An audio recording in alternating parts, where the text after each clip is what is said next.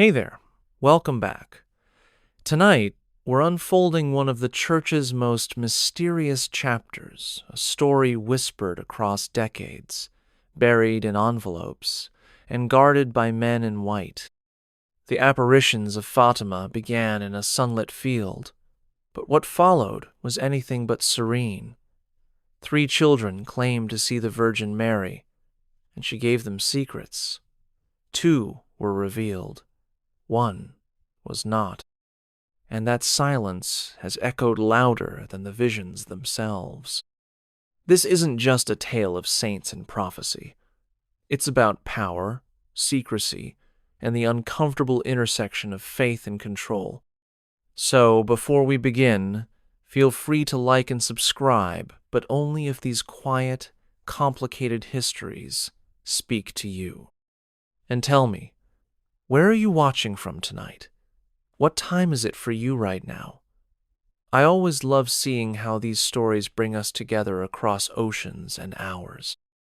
Dim the lights, let the quiet settle in, and follow me back to 1917, to the secret that was never supposed to stay hidden.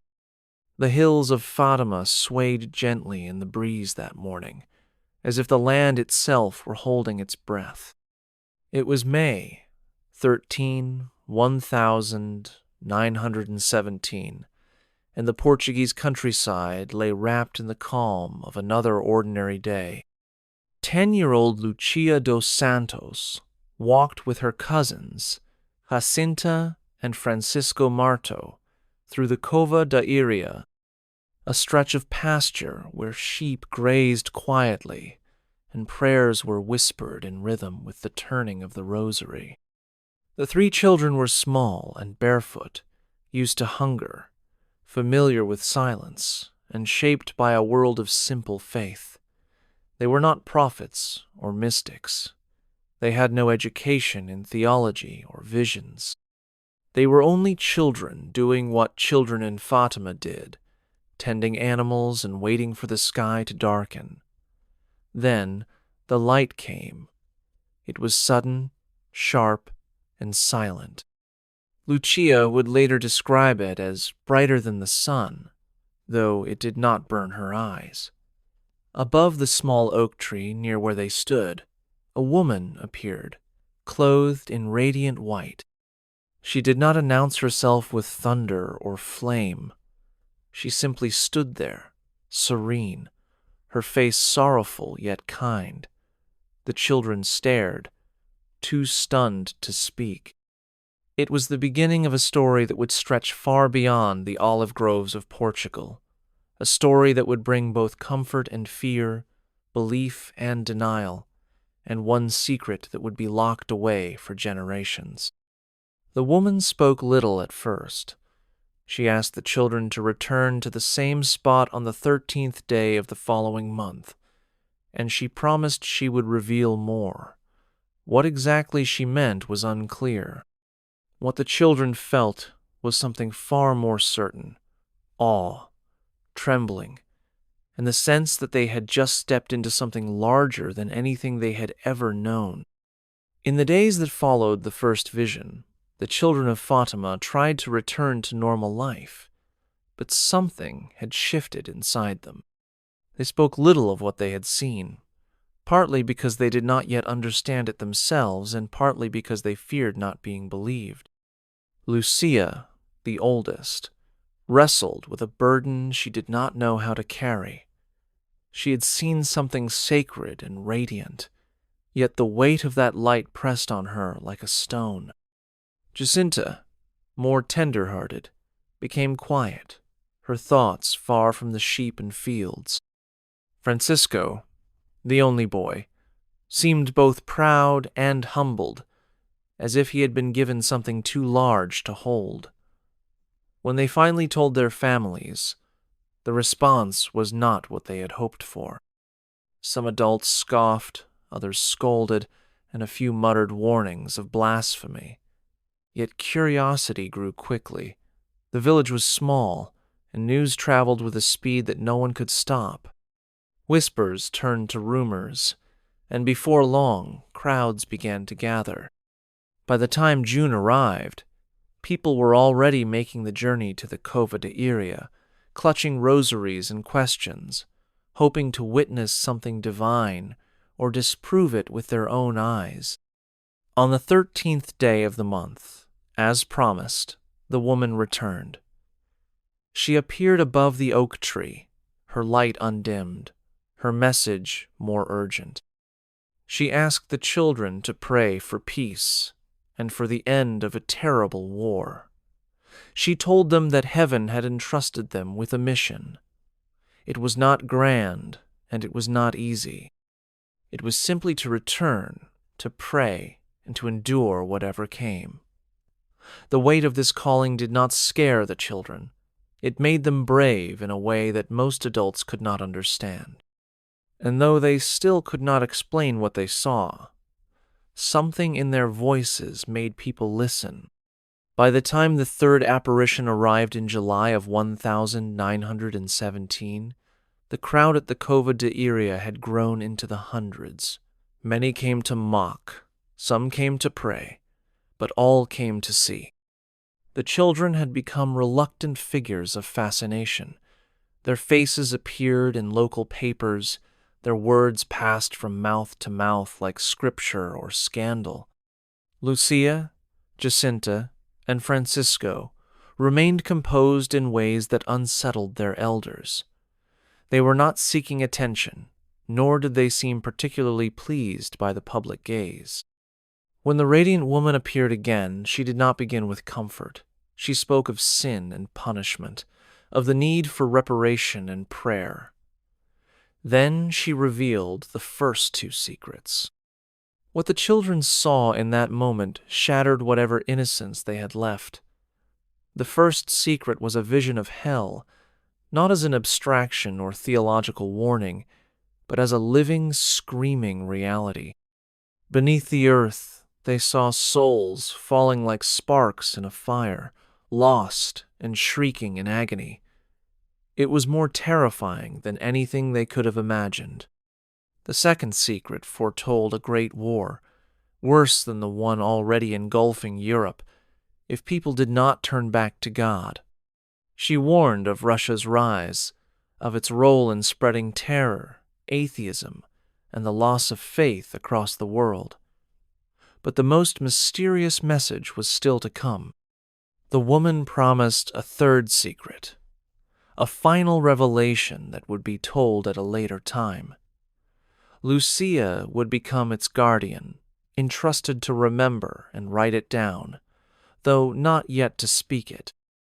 The others, younger and more fragile, would not live to see what came next.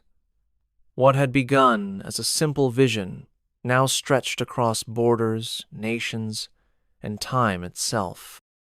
The Virgin's words had moved from gentle promise to apocalyptic warning, and yet, in the face of that terror, the children did not retreat. They remained steady, not because they understood, but because they believed. That belief would cost them dearly in the years to come. The mystery of the third secret began as a promise, spoken in quiet tones between a luminous figure and a trembling child.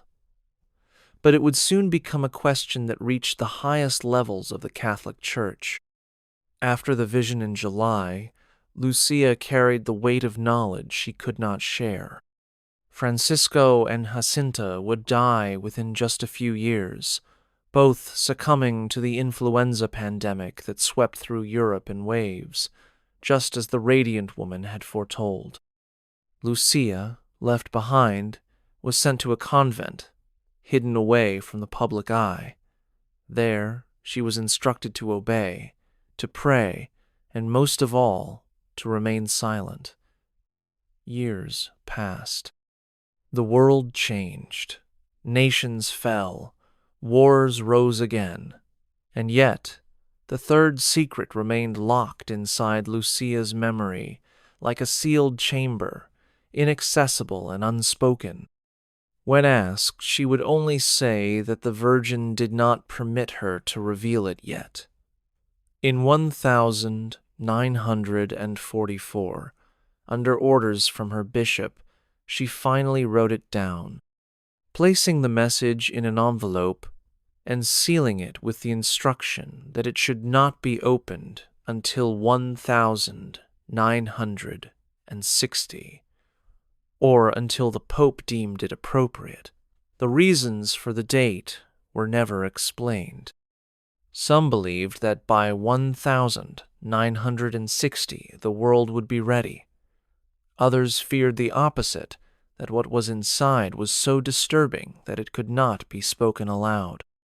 When the envelope was delivered to Rome, it was placed in the secret archives, far from the public, behind locked doors and solemn eyes. Over time, the idea of the third secret became larger than the secret itself. Speculation turned into obsession. The faithful believed it foretold the end of the world, a papal betrayal, or a divine chastisement yet to come. The Vatican offered no clarification. Silence, as always, was easier than explanation. And in that silence, doubt began to grow, not only about what the secret said, but about why it was hidden at all. Lucia's life in the convent was not one of peace. Though she had taken vows and worn the veil, she remained forever tied to a moment in the Portuguese fields that no habit or cloister could erase. Her days were filled with quiet obedience, her letters reviewed, her visitors filtered. She was not just a nun, she was a vessel of prophecy, guarded more carefully than the secret itself. The Church insisted she was free, but freedom behind stone walls is not always freedom at all. Over the years, Lucia wrote many reflections, but rarely on her own terms. Her writings passed through hands before they reached the public, shaped and edited until they said just enough and never too much. What she knew remained a quiet fire inside her. When the third secret was committed to paper in 1944, her hands trembled as she wrote. It was not fear of error, but fear of the weight those words might carry. Once finished, she sealed it and gave it to the bishop, trusting the Church would follow heaven's instructions. But as the years wore on, and 1960 approached, she grew increasingly aware that the Vatican's silence had hardened into something else. She waited. The world waited, but no announcement came. The Pope at the time, John 23, opened the envelope privately. He read the words. Then he placed them back inside and said the message did not pertain to his time. Lucia, when informed it had not been revealed, reportedly wept. Whatever the secret was, it had not been entrusted to the world. It had been swallowed by bureaucracy and fear. And yet, she continued to obey. She remained in the convent, growing older, growing quieter, and still holding on to the final part of the message that millions believed the Church had no right to suppress. The world had changed again and again, but the third secret remained where it always had, just out of reach. The first secret revealed at Fatima was not just a theological concept or a metaphor crafted for children. It was a vision so terrifying, so visceral, that even the Church hesitated to describe it in full. According to Lucia's later accounts, when the Virgin opened her hands, a light burst forth that seemed to split the earth beneath their feet. What the children saw in that instant would leave them changed forever. Beneath the ground stretched an endless sea of flame. Within it, human figures twisted in torment, screaming without sound, their forms consumed by fire yet never disappearing. Demons hovered above them, hideous and shadowed, like beasts made of smoke and fear. The sky was gone. The light was agony. Even Francisco, who had tried to remain brave, fell to his knees, pale and silent. Jacinta sobbed uncontrollably. Lucia was momentarily paralyzed, unable to look away. It was hell not as sermon or symbol, but as lived vision. The Virgin told them this was the fate of souls lost in sin, and that too many had no one to pray for them. This was why she came. Not to comfort, but to warn. She asked for penance, for prayer, for reparation. She told them that humanity had wandered far from God, and that the consequences were not only spiritual, but imminent. This secret, once made public years later, shocked the faithful and skeptics alike. For some, it confirmed the reality of damnation. For others, it felt too harsh, too cruel to be believed. Yet for the children, it was seared into their minds, as real as the earth they walked. Francisco and Jacinta would speak of it often in the short years before their deaths, always with trembling. They understood something most adults had forgotten, that faith without urgency is sleep. And now they had seen where the world was headed if it refused to wake. The second secret, given moments after the children saw the vision of hell, unfolded not in fire, but in a chilling forecast of history. The Virgin told them that if the world did not repent, a second, more terrible war would follow the one already raging. At the time, in 1917, the First World War was still devouring Europe. Its horror was already beyond comprehension. Yet the woman in white spoke of an even greater catastrophe, one that would come if men did not cease offending God. She warned that Russia would rise, spreading its errors throughout the world, leading to wars, persecution, and the destruction of nations. These were not vague moral teachings. They were direct references to geopolitical upheaval. At the time, Russia was teetering on the edge of revolution. Within months, the Bolsheviks would seize power. The Soviet Union would be born in blood and cemented by terror.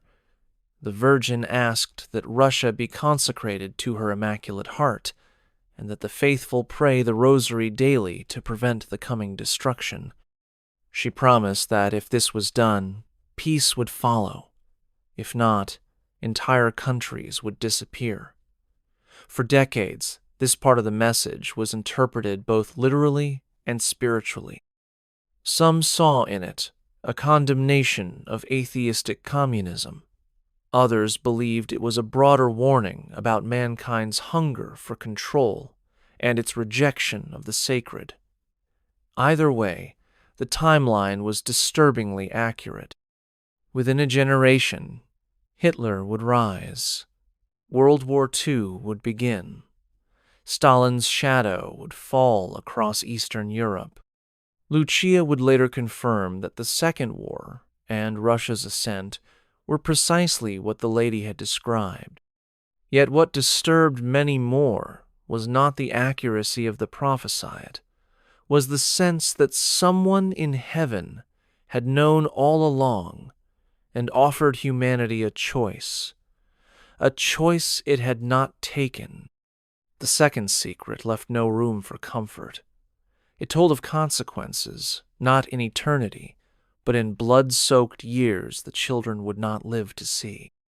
At the heart of the second secret, buried within the dire warnings and prophetic details, was a final phrase that seemed to flicker with both hope and defiance. "In the end," the lady said, "my Immaculate Heart will triumph." It was not spoken as comfort in the traditional sense. It was more like a promise wrapped in sorrow. For Lucia, Jacinta, and Francisco, the words offered a kind of fragile light after the darkness they had seen. But that light came with conditions.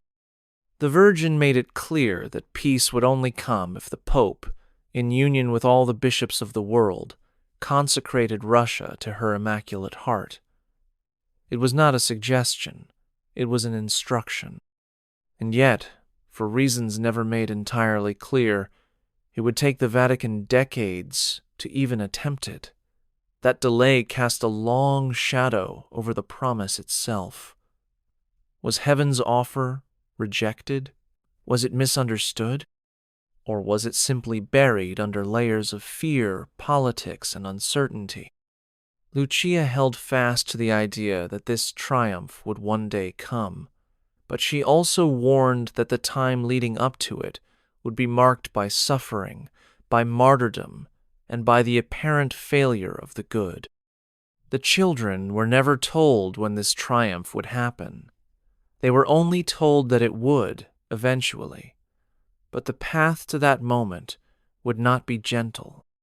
It would wind through wars and betrayals, through the silencing of voices and the loss of faith within the very walls of the church.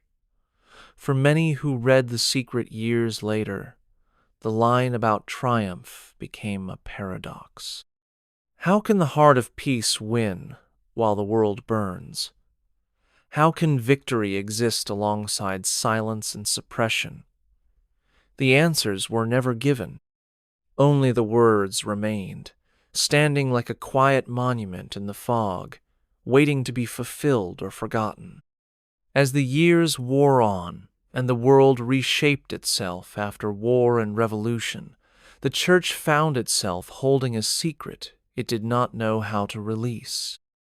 Within the marble corridors of the Vatican, the third secret of Fatima became more than a message. It became a burden, a subject of tense deliberation behind closed doors. Each new pope inherited it, just as he inherited the throne of St. Peter, and with it came the question that none could avoid. What does one do with a warning from heaven that might plunge the world into fear or spark divisions within the Church itself? Pope Pius XII reportedly never opened the envelope.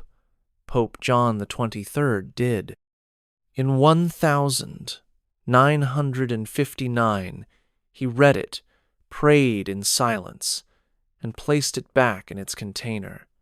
His decision was final. The world, he said, was not ready. He would not reveal it. Whether he feared public panic, internal scandal, or simply did not believe the contents were genuine, he never made his reasons entirely clear. For many, this act of silence did not protect the faithful. It betrayed them. The secret had been entrusted to the Church, not buried within it. And yet, as time passed, the envelope remained sealed. The Vatican would later insist that it was protecting the faithful, guarding against misinterpretation or sensationalism. But outside those walls, the opposite began to happen. Without a clear explanation, speculation grew. The faithful began to imagine what could possibly be so devastating, so explosive, that even the Pope would refuse to speak it aloud. Some believed it foretold the death of a pope. Others thought it warned of a global apostasy, a collapse of faith from within the Church itself. And still others whispered that it named names, that it revealed betrayals in red and white. While Rome kept its silence, the world filled the void with its own imagination.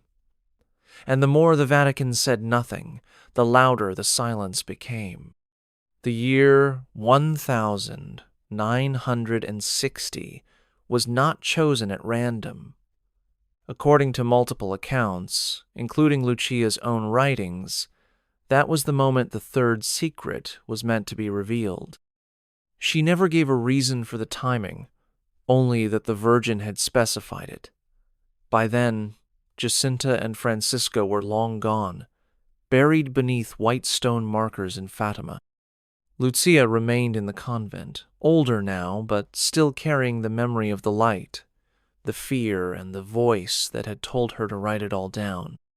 The envelope, sealed and delivered years earlier, sat in the hands of the highest authorities in the Church, and the world waited.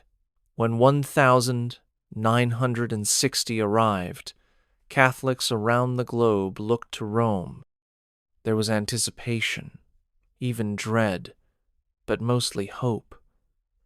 If the message truly came from heaven, then perhaps it would explain the suffering of the age. Perhaps it would offer a warning or even a cure. But the Vatican did not release it. Instead, a short statement was issued. The third secret, it said, would remain confidential. It was not for public consumption. The explanation offered was vague, almost evasive. The Church, the statement claimed, had decided it was not necessary to reveal the contents because it no longer pertained to the time. There was no panic, no outcry, just a long, confused silence. The faithful were stunned. Journalists speculated. Theologians debated. But the Vatican offered nothing more. It was as if the weight of the message had simply vanished into paper. Lucia, bound by obedience, said nothing. The one voice who might have clarified the meaning remained cloistered behind convent walls. And so began a new chapter, not in revelation, but in concealment. The year 1960 had come and gone, not with answers, but with a deepening sense that something sacred had been withheld. And once withheld, it could be buried. When Pope John the 23rd broke the seal of the envelope in 1959, just months before the anticipated 1960 disclosure, he did so alone, accompanied only by silence and the weight of responsibility. The message he read, handwritten by Lucia, was brief, cryptic, and alarming. But what disturbed him most was not its content alone, it was its tone, its clarity, and the unbearable implications of making it public. He placed the document back into its envelope and reportedly declared that the secret did not apply to his papacy. He would not release it. Instead, he quietly filed it away in the Vatican archives and moved forward with his plans for the Second Vatican Council. To those closest to him, he confided little. Even high-ranking cardinals were left in the dark. He believed the message was not authentic prophecy, but perhaps a reflection of Lucia's personal fears, shaped by the trauma of war and the tensions of her time. And so, one of the most awaited revelations in modern church history was reduced to a private opinion and locked away. His decision, whether made out of caution, disbelief, or fear, set a precedent. Future popes would follow his silence, not out of conviction, but out of institutional habit. To question the wisdom of a predecessor was seen as divisive. Better to delay than to unravel the mystery. But, in choosing silence, the Vatican allowed the world to fill in the gaps with its own imaginings. For many, it was not enough to say the message was deemed unnecessary. They believed something had been hidden, something too explosive to speak aloud. And with each passing year, the envelope in the archives began to resemble a wound sealed, ignored, but not forgotten. John 23rd had made his choice, but he had also opened the door to decades of doubt. And in the quiet of that decision, trust began to erode. The envelope itself became an artifact of unease. It was said to be kept inside a wooden safe, secured in the papal apartments, then later transferred to the secret archives where only a few trusted hands could access it. 2 envelopes, in fact, were reportedly kept on, containing the original manuscript written by Lucia. The other, a typed Italian translation used by popes and officials who could not read Portuguese. That such care was taken with a message deemed not relevant only deepened the mystery. Why guard a letter so tightly if it held nothing urgent? Why limit its reading to a tiny inner circle if it posed no danger? Over the decades, rumors began to swirl among Vatican watchers and Fatima devotees alike. Some claimed the secret spoke of a spiritual collapse within the church itself, a betrayal that would begin from the top. Others whispered that it predicted war, nuclear annihilation, or the murder of a pope.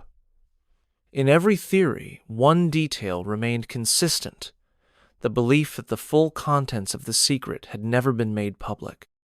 And at the center of these swirling doubts sat the envelope, unchanged, unopened by the world, yet burdened with expectations it could no longer escape.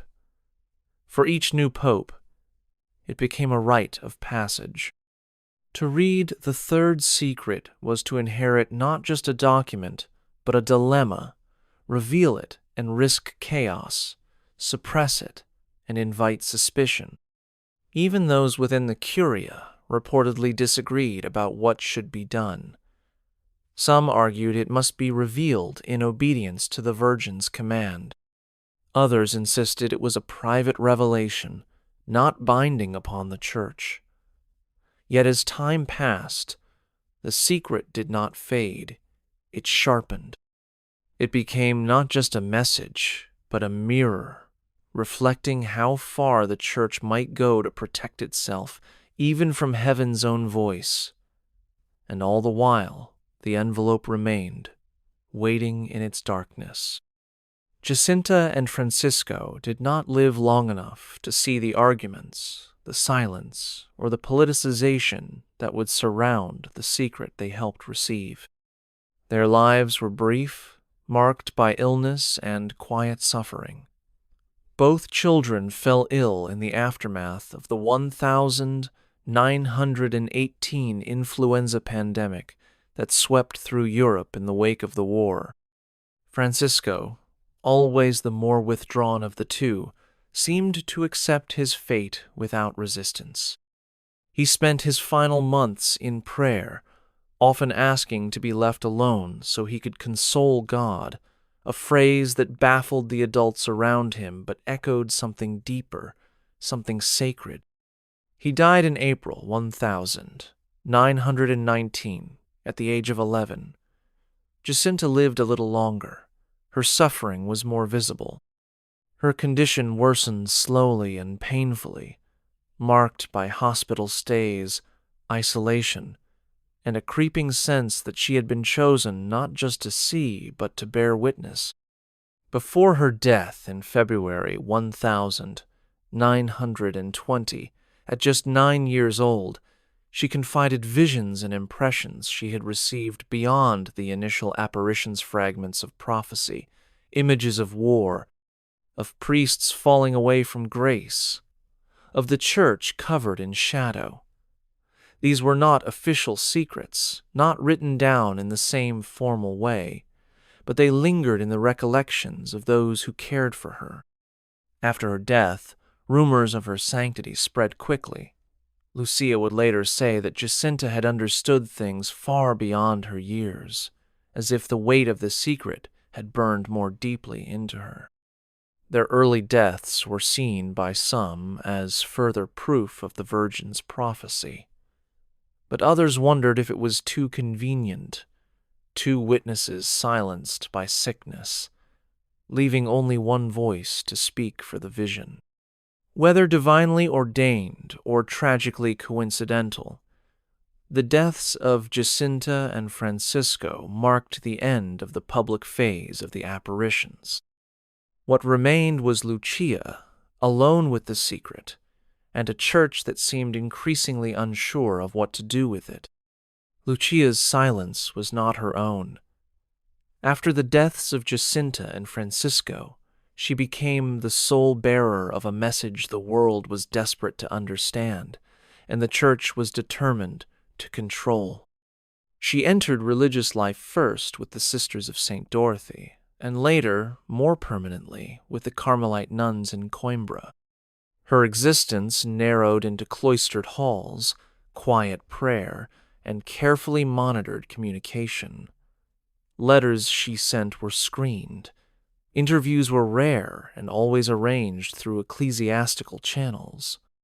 Even her spiritual experiences became subject to approval. Lucia never spoke publicly without permission. Her vow of obedience became the instrument by which the Vatican shaped the narrative. Many who met her described her as serene and devout, yet behind her composed face there remained a guarded reserve. She had seen something she could not forget and could only partly explain. It was not just the vision of hell or the warning about Russia. It was the third secret, written under pressure, sealed under command, and now lost in the shadows of bureaucracy. Over the years, Lucia made occasional clarifications, but her words were often vague, filtered, or presented through intermediaries. Some of her later statements appeared to contradict earlier recollections. Critics argued that she had been coached. Supporters insisted she remained truthful to the core of the message. The ambiguity only deepened the mystery. As time passed, a new question began to form, not just what was in the secret, but whether the Church had altered Lucia's message, shaped it to its own ends, or simply buried the parts it found too dangerous. Lucia never accused. She never defied. She submitted, as she had been taught. But those who followed the story closely began to wonder if the greatest silence was not heaven's, but hers. A silence shaped not by reverence, but by containment. And through it all, the third secret remained a presence in her life. Not always named, but always there, lingering behind every word she did and did not say. As the Cold War settled like a frost over Europe, the second secret's warning about Russia took on new urgency. The rise of the Soviet Union, its militant atheism, and its persecution of religious institutions made the Fatima message seem less like distant prophecy and more like a headline. Priests disappeared into labor camps. Churches were razed or repurposed. The silence of the state was matched only by the silence of the Church in the East. In the West, Catholic leaders seized on Fatima as a symbol of resistance. Statues of the Virgin of Fatima were paraded through city streets. Prayers for the conversion of Russia became common across Catholic Europe and Latin America. And yet, despite all this focus, the consecration that the Virgin had requested, the one that required the Pope, in union with all bishops, to consecrate Russia to her Immaculate Heart, remained conspicuously incomplete. Several attempts were made. Pius XII performed a form of consecration in the 1940s, but without the participation of the bishops. John Paul II would later perform one in 1984, but he never mentioned Russia by name. Each time, the Vatican declared the act sufficient, but many believed otherwise. They argued that heaven's instructions had been specific for a reason. Anything less was disobedience. Behind the scenes, the Vatican was navigating more than just doctrine. The Church was operating in a world where religious declarations could ignite political tensions. To name Russia explicitly, especially during the height of East-West hostilities, risked turning prophecy into provocation. Diplomacy often won out over devotion. And so, while the Church used Fatima to bolster faith and warn against communism, it never fully complied with the demands of the message. The contradiction became harder to ignore. Why invoke Fatima so often, yet fail to obey its core command?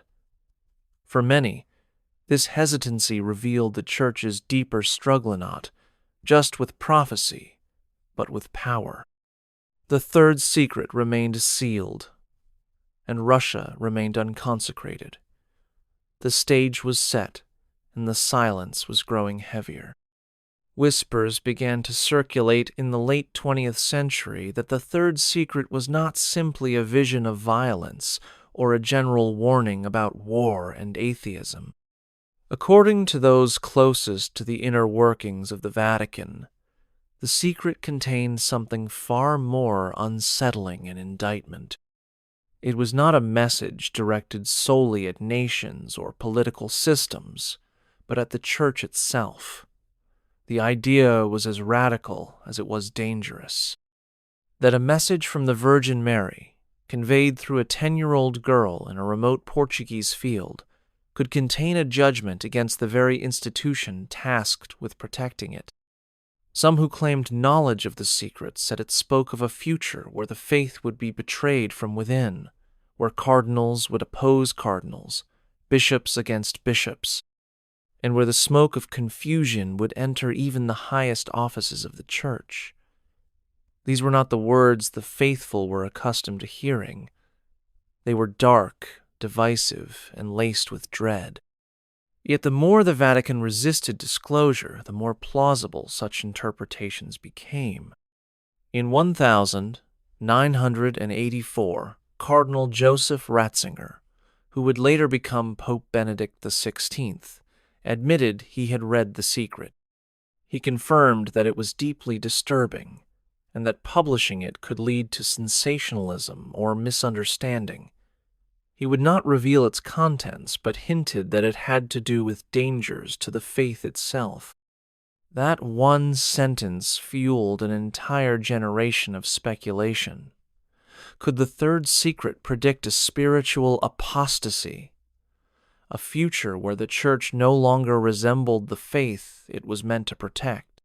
As Catholic identity splintered across the globe, with liturgical reform on one side and traditionalism on the other, many began to wonder if the prophecy had already begun to unfold. The silence around the secret no longer felt like caution. It felt like confirmation. If the message warned of betrayal, then perhaps the act of suppression was the betrayal itself. Among the few figures who had reportedly read the third secret in full was Cardinal Mario Luigi Ciappi, a papal theologian who served under multiple popes and was regarded as a careful Orthodox scholar.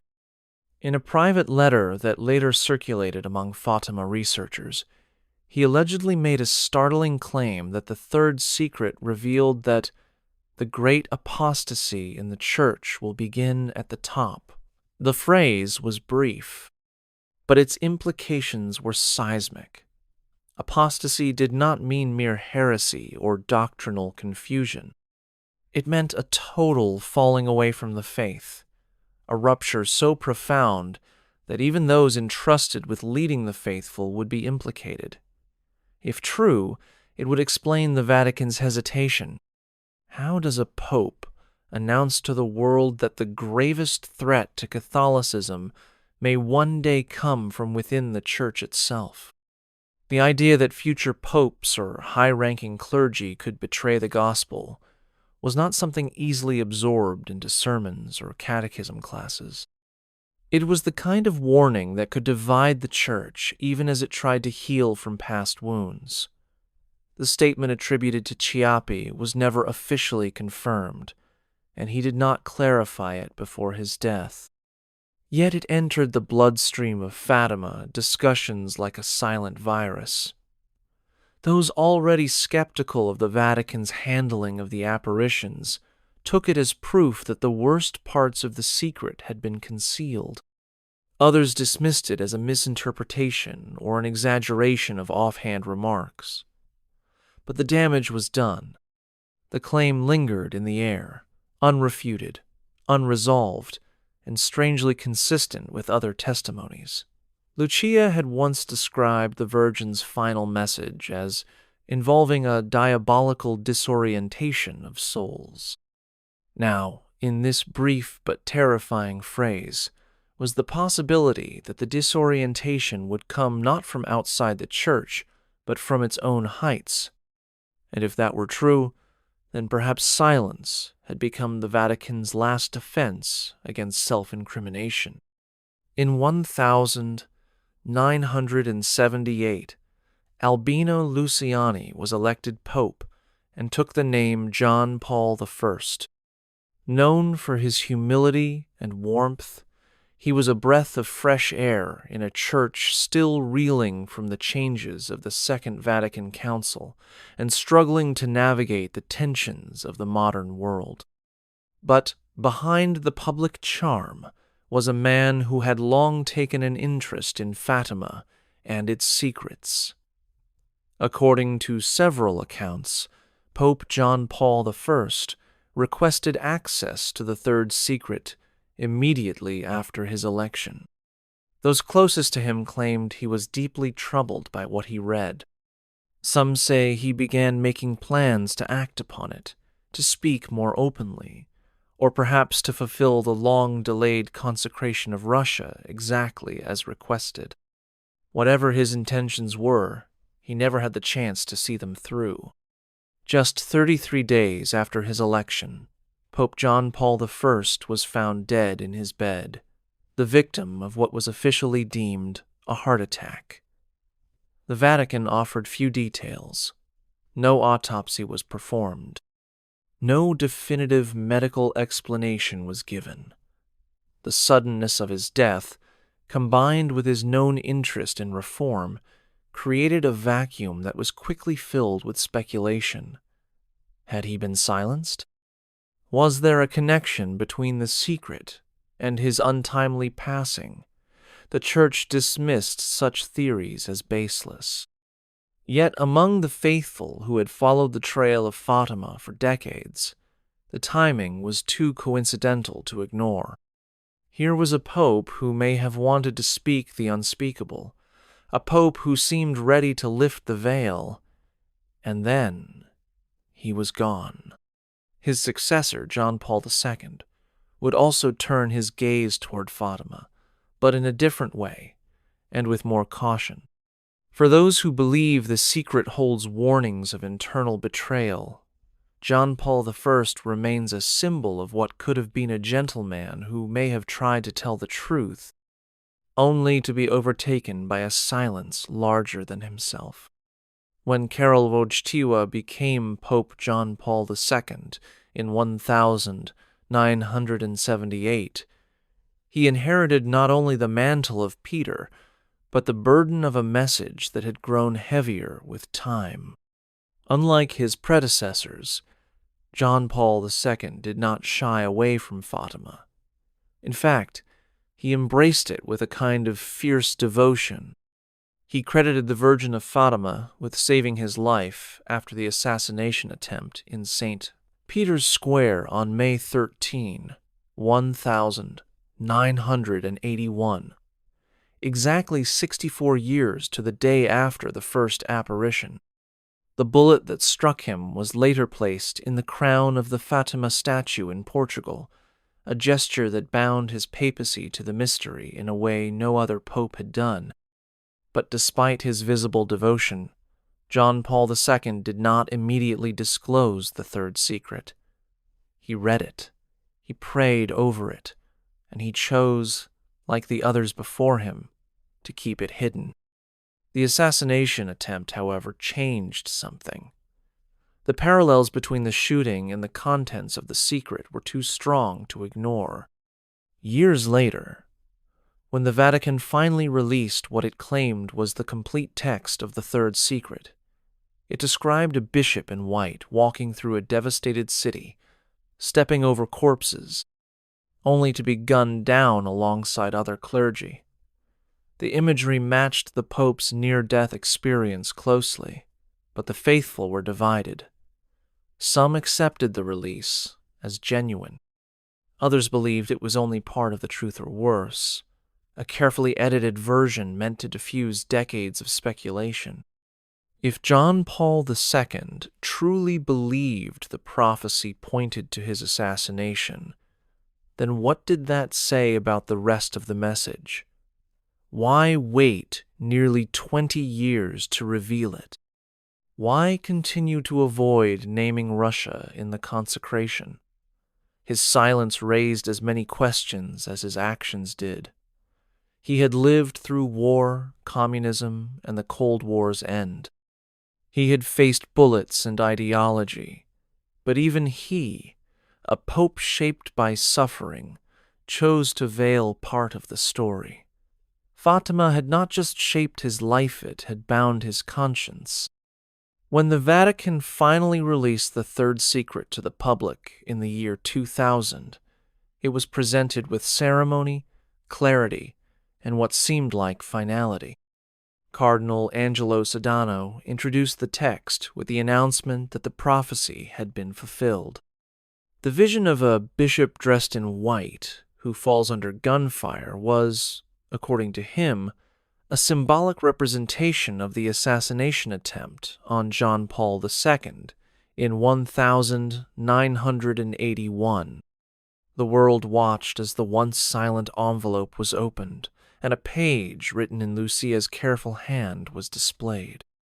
It described a surreal, almost dreamlike visiona ruined city, a procession of martyrs, an angel with a flaming sword, and the Pope climbing a hill only to be struck down. But there was no dialogue. No direct quote from the Virgin. No explicit mention of apostasy, betrayal, or even Russia. The response was immediate and divided. Many Catholics felt relieved.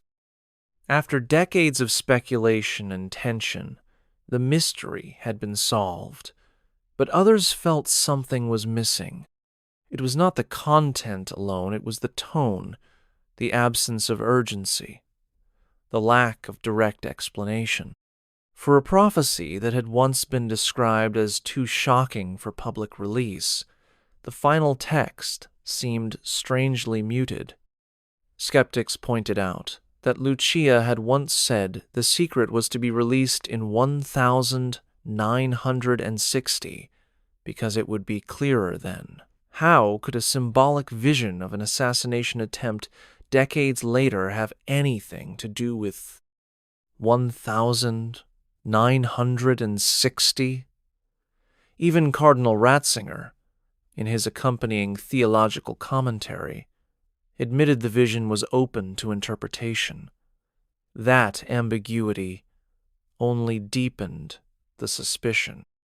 Was this the full secret, or only the part the Church had chosen to share? And if it was only a vision, where were the Virgin's words, the ones that had shaken popes into silence? As the official explanation settled into the public record, an uncomfortable truth remained. The third secret had been published, but the sense of mystery had not ended. It had only grown quieter and colder. In the wake of the Vatican's 2000 disclosure, attention turned once again to Sister Lucia. She was, after all, the only living witness to the message, the only one who had ever truly known what was written in the third secret. But by then, Lucia was deep into her 90s, frail, nearly blind, and living in strict cloister in Coimbra. Her voice, once central to the unfolding mystery, had become almost inaccessible. The Vatican released a statement indicating that Lucia had confirmed the published text was authentic and complete. Yet, no independent verification was offered. No video, no transcript, no opportunity for the public to hear her words directly. This lack of transparency was subtle, but unsettling. Lucia had once been the custodian of heaven's message. Now she had become a distant echo in a carefully managed narrative. Some close to her reportedly insisted that she had said far more than the Vatican admitted. That the original secret included a second pagone containing the Virgin's actual words, and a direct warning about spiritual corruption within the Church. But this alleged second page was never produced. Critics argued it had been withheld or destroyed. Defenders of the Church called these claims unfounded, the product of fevered speculation. But the pattern was difficult to ignore. Every time the faithful were promised closure, they were given fragments. Every question led to another silence.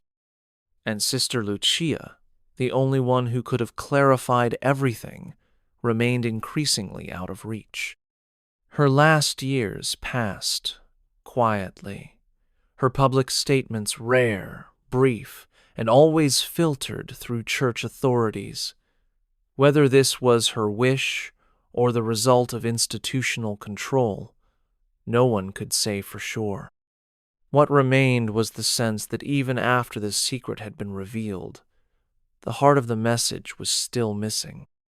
Like a cathedral with no altar, it stood in front of the world, formally complete, but spiritually hollow.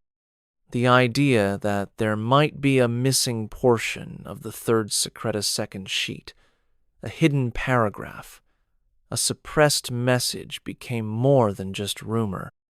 It evolved into a serious question posed by theologians, Fatima scholars, and even some members of the clergy. In the original instructions, Lucia had reportedly been told by the Virgin to write the third secret down only when specifically directed. When she finally did so in 1944, after intense prayer and hesitation, she wrote it on a single sheet of paper, folded it, and delivered it to the bishop sealed. Years later, Archbishop Loris Capivilla, the personal secretary to Pope John XXIII, testified that there were indeed 2 envelope zones stored in the papal apartment, the other in the archives. He hinted that there were 2 texts, possibly with differing contents.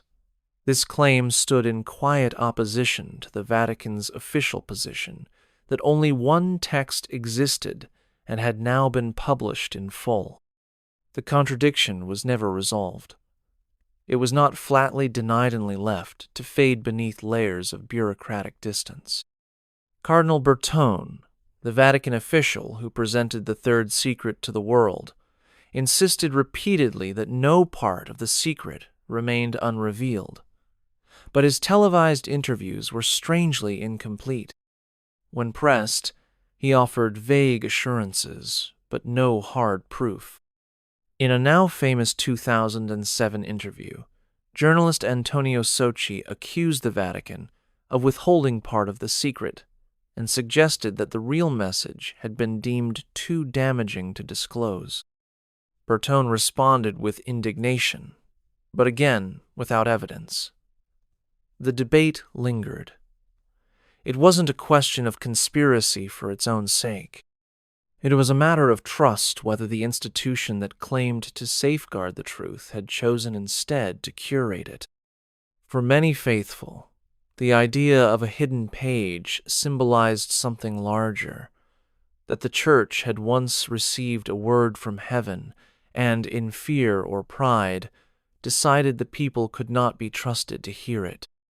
The more closely one examines the Vatican's handling of the third secret, the more the silences begin to speak. Even within the carefully choreographed release in 2000, there were inconsistencies. The official explanation framed the vision as symbolic, claiming it had been fulfilled in the attempted assassination of Pope John Paul II. But no one ever explained why Lucia had insisted the secret be revealed by 1960, decades before that event ever took place. If the vision truly pertained to 1981, why had the Virgin chosen 1960 as the deadline? The mismatch in dates was never resolved. Some defenders suggested that the meaning of the vision had evolved, or that the timing was part of a divine mystery. But to others, It was a red flag of evidence that the Vatican was retrofitting the vision to match events rather than acknowledging what it might truly contain. Moreover, those who had read The Secret in earlier decades, including Cardinal Ratzinger and Cardinal Chiappi, had described its contents with phrases that felt far more grave than what was eventually published. These men were not prone to drama. Their words carried theological weight. Ratzinger had once called The Secret deeply disturbing. Yet the final text was poetic, almost abstract. The vision of a ruined city, a fallen pope, and an avenging angel did not seem to match the specific language of danger or doctrinal collapse. If this was the full secret, why had so many churchmen recoiled from its publication? Why had John the 23rd and Paul the 6th deemed it too inflammatory to release? And why, when it finally was made public, did it come with so many layers of commentary and interpretation as if the words themselves could not be allowed to speak on their own? The faithful were left not with clarity, but with the disquieting sense that the Church had chosen safety over truth, curation over confession. And in that choice, the mystery deepened. By the early 2000s, a generation had grown up under the shadow of a secret that was both revealed and concealed. For younger Catholics, Fatima had become more legend than lived memory. But among those who remembered the urgency of 1960, the disappointment lingered like a wound that never fully closed. It wasn't just about the contents of the vision, it was about trust. The Church had asked the faithful to believe that heaven had spoken, but then placed that message behind closed doors for decades. When it was finally unveiled, the delay and ambiguity cast doubt on everything surrounding it. More unsettling still was the sense that prophecy itself had been domesticated. What had once burned with urgency now read like a surreal allegory, distant from the raw warnings many had expected. Gone was the fire. Gone was the voice. What remained was a painting of sorrow, open to interpretation, tucked neatly between diplomatic gestures and institutional caution. And yet, Fatima would not fade. It resurfaced in homilies, in debates over the liturgy, in conversations about modernity and tradition. The vision of a church in ruins, whether literal or metaphorical, felt increasingly relevant as headlines grew darker. Sexual abuse scandals began erupting in dioceses around the globe, revealing rot within the very heart of the clergy. Vatican finances were exposed to be entangled in corruption. The faith of millions was shaken not by persecution from outside, but by betrayal from within.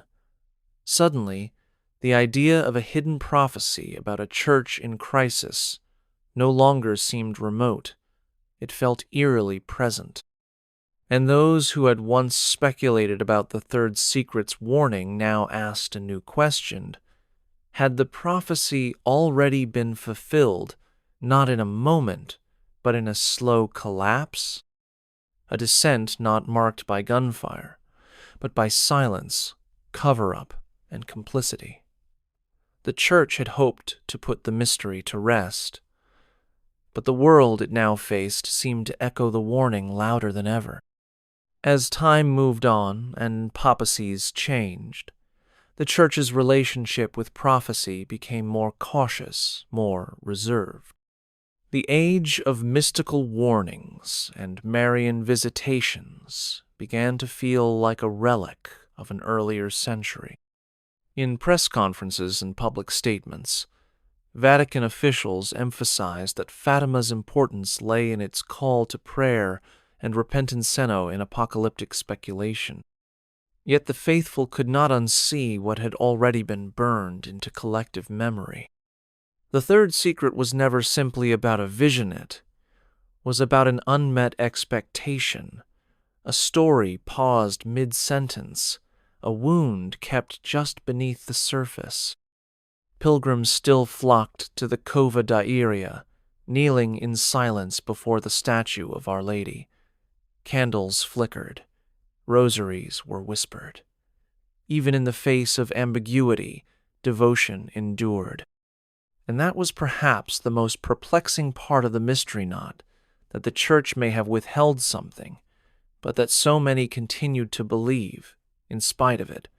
Belief, in this case, was not blind. It was wounded and aware, but still stubbornly hopeful. The Virgin had come, that much seemed certain.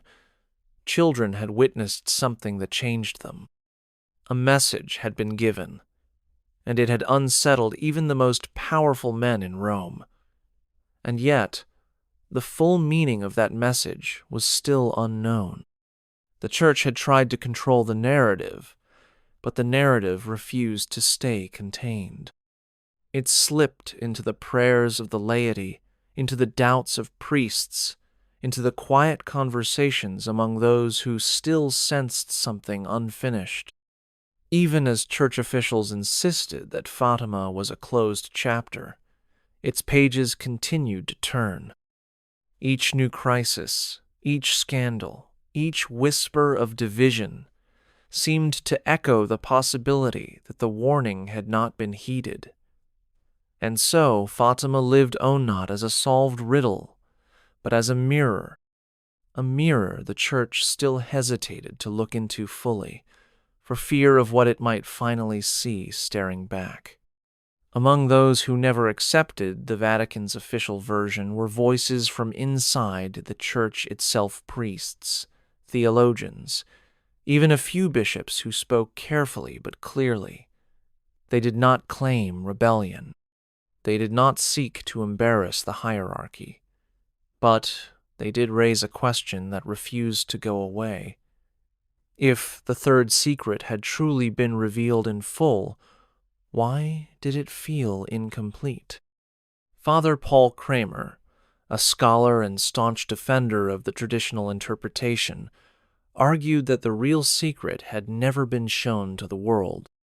He believed the true contents included not only a vision, but a direct message from the Virgin Own that spoke in plain terms about a spiritual crisis at the heart of the Church. Others echoed his concerns. They pointed out that Lucia had described seeing words on the lips of the angel and of the Virgin, yet no such words appeared in the published version. It was as if the message had been split in two, with only the imagery preserved. For those committed to the full Fatima message, this omission was not an error of bureaucracy, it was an act of erasure. They pointed to the timeline, the multiple envelopes, the early testimonies of those who had read the secret, and described it in terms far more alarming than what the public received. The Vatican, in their view, had protected itself by offering only the most symbolic, least controversial portion. Not because the rest was false, but because the rest was too true, too indicting. These dissenting voices did not always agree on the details, but they shared a conviction that something sacred had been hidden, not out of prudence, but out of fear. And in that concealment, they believed, the Church had lost more than credibility, it had lost the chance to confront the very danger it had been warned about. For if heaven had spoken and Rome had silenced it, then the silence itself had become the new secret. One of the most intriguing developments in the Fatima mystery came not from theologians or clergy, but from handwriting analysts and archivists.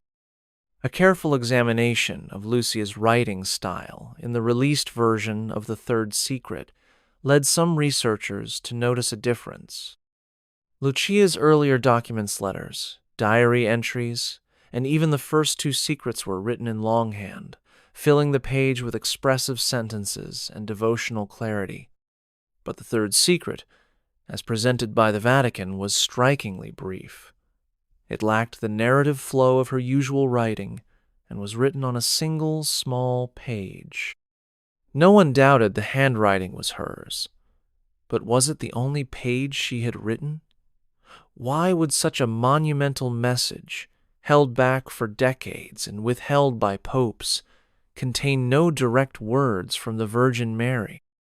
Scholars compared it to her description of the first secret, which included vivid words spoken by the Virgin about hell, war, and divine judgment.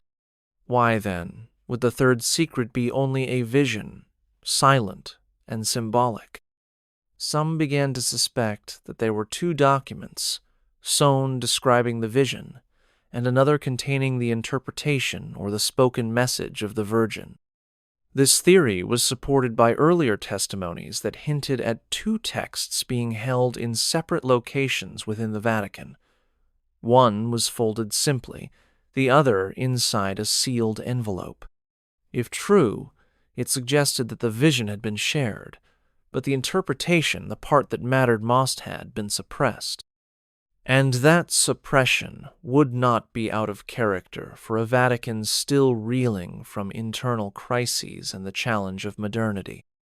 In choosing to share the image while withholding the voice, the Church may have preserved its control but surrendered its transparency. It offered the faithful a symbol and withheld the sentence. And in that silence, suspicion found fertile ground. As scholars pored over the language used by various church officials before the secret's release, one phrase surfaced again and again: it would cause panic. That line, or variations of it, was whispered by cardinals, hinted at in press briefings, and even alluded to in personal memoirs. The question was, what kind of message could be so destabilizing that its disclosure had to be delayed for decades, if not buried altogether? War and persecution had already been seen in the first two secrets. The death of a pope, though tragic, had occurred before. So why the veil of dread surrounding the third? Some began to suggest that the real threat was existential, that the third secret, in its unedited form, may have spoken of a crisis not just of leadership or external danger, but of spiritual deception that would originate within the highest levels of the Church. Not simply scandal, but an inversion of faith itself. A warning that false doctrine, confusion, and moral collapse would someday originate not from outside enemies, but from shepherds turned blind or complicit. In this context, the fear of panic made sense. For a church built on continuity and trust, the idea that the rot could begin from the top would be devastating. It would call into question not only individuals, but the very system of authority and protection that the faithful relied upon. To reveal such a message could cause chaos division among clergy, a crisis of confidence among laity, and a rupture in the delicate diplomacy between the Vatican and the modern world.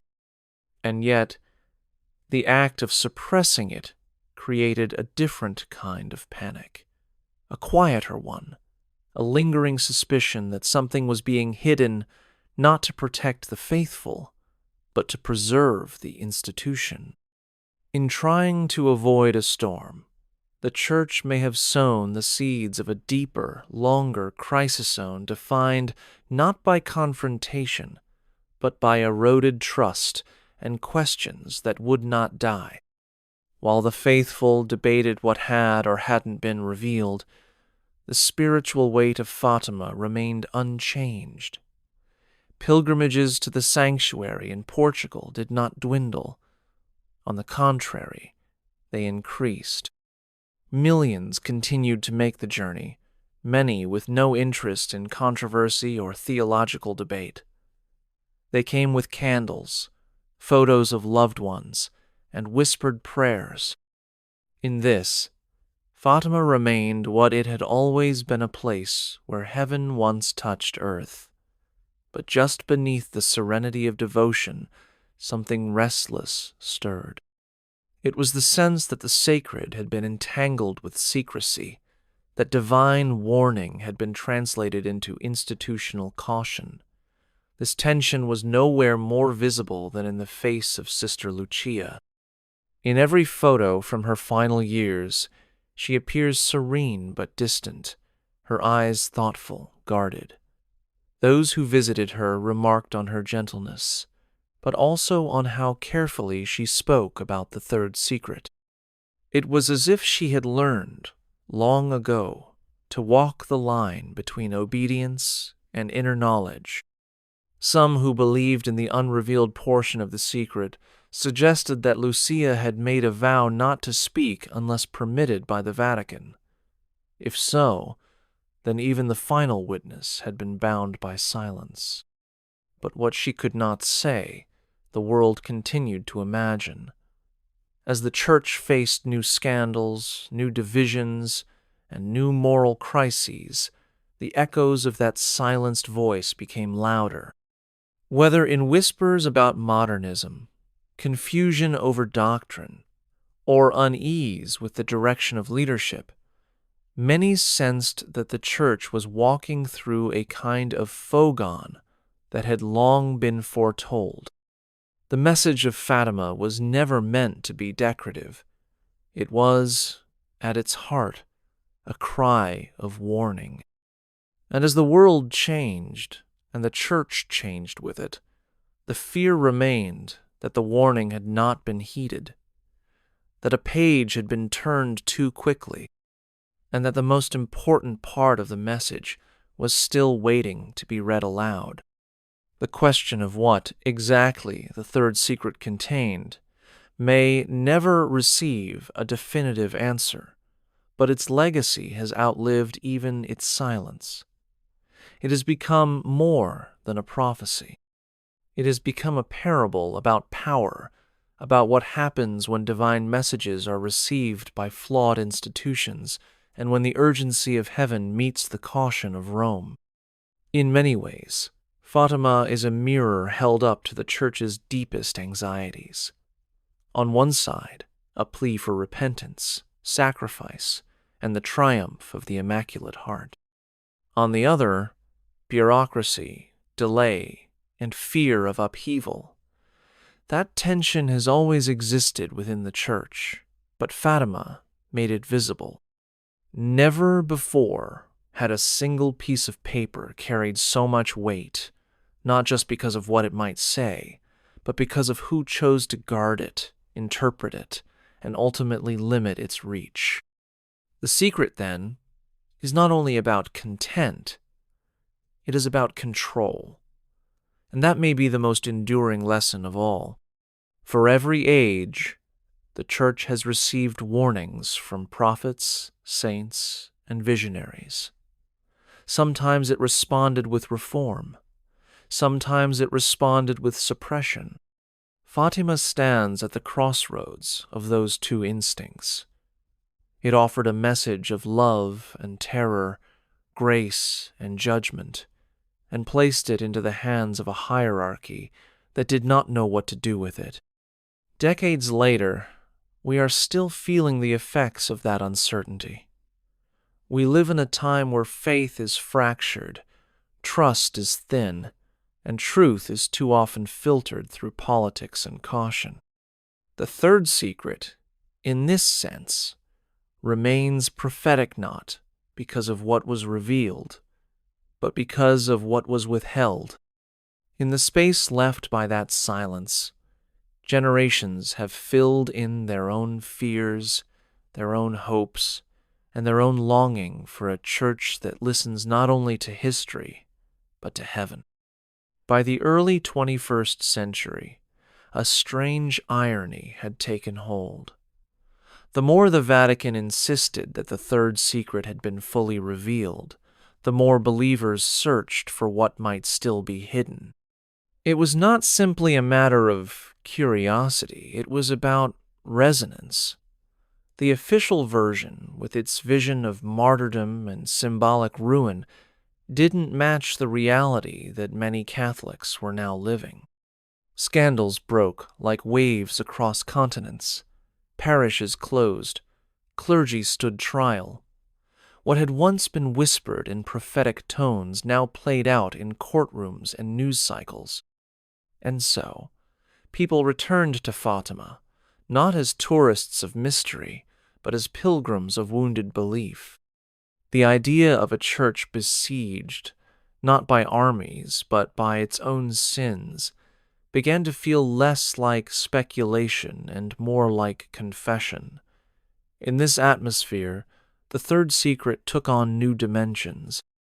It became less about predicting a specific event and more about identifying a pattern, slow unraveling that perhaps no single pope, no matter how devout, could fully stop.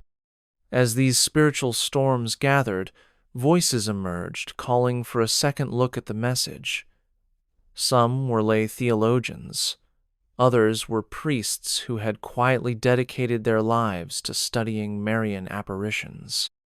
A few were former Vatican insiders, now willing to speak out. They didn't demand a revolution. They asked for honesty. If the Virgin had indeed spoken of trials from within the Church, then why not prepare the faithful instead of shielding them? If heaven had warned of spiritual corruption, was it not more dangerous to conceal it than to face it? These questions weren't born from rebellion. They were the cries of those who still believed the Church could be a vessel of truth. But first, they needed to know that it had not buried the truth to protect itself from judgment, for in doing so, it may have hidden the very light that was meant to guide it through the storm. The story of Fatima has always walked the line between vision and vigilance. At its core is a message that speaks not only to the Church, but to the world, a call to repentance, sacrifice, and the defense of truth in an age of forgetting.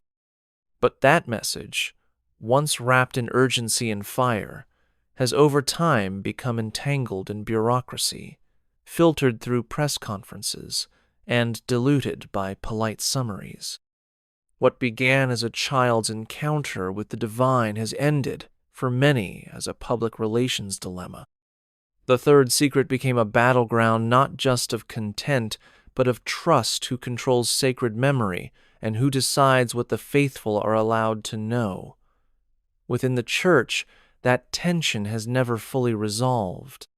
For every theologian who insists the full message has been disclosed, there is another who points to the contradictions, the missing years, and the chain of secrecy that has never been fully explained.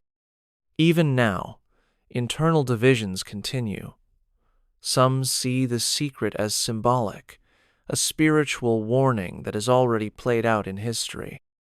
Others are convinced that the most direct words, the ones that speak plainly about apostasy and betrayal from within, have been quietly locked away, waiting for a day when the Church has the courage to face itself. Fatima, in this light, becomes a kind of unfinished confession, a message from heaven that still seeks its moment of honesty on earth. For what is a secret, truly, if not a test of conscience? The Church may have believed it was protecting the faithful by withholding what was too grave to hear.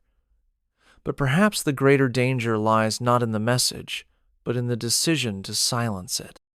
In that silence, doubt grows, and where doubt takes root, faith no longer shatters with a bang, it erodes, slowly, painfully, beneath the weight of unanswered questions and the hollow echo of what was never said aloud. If there is one detail that continues to unsettle those who have studied the third secret, it is the way its suppression was justified, not by denial, but by omission. Over and over, the Vatican framed the delay in terms of timing, context, and the need for proper interpretation. Officials spoke of prudence, of avoiding sensationalism, of protecting the faithful from fear, but few asked what that said about the faithful themselves. Did the Church believe its members were too fragile to receive a message from heaven, too immature to hear a warning that might challenge their comfort? Or was the real concern that the message would implicate not the laity, but the hierarchy? It is easier to manage devotion than to confront institutional failure. Easier to urge prayer than to acknowledge rot at the root. That is the line the Church has walked for decades between reverence and control, between revelation and curation. Fatima did not ask for that balance.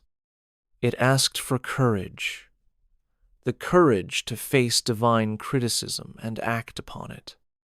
When Lucia wrote that the Virgin instructed the secret be revealed no later than 1960, she included no caveats about context or interpretation. She trusted that the timing mattered, that the world would understand why it needed to hear it then. But 1960 came and went in silence. In that silence, the Church made a choice. It chose image over interruption, ceremony over crisis. And in doing so, it may have altered not just how the message was received, but whether it was truly heard at all. For a secret delayed is a secret transformed. Its meaning changes, its urgency fades, and the longer it remains in shadow, the more it becomes a reflection, not of heaven's warning, but of earth's hesitation. In that hesitation, faith can survive, but it does not thrive. In every age, the Church has struggled with the tension between revelation and restraint. It is an institution built on mystery, yet bound to preserve clarity.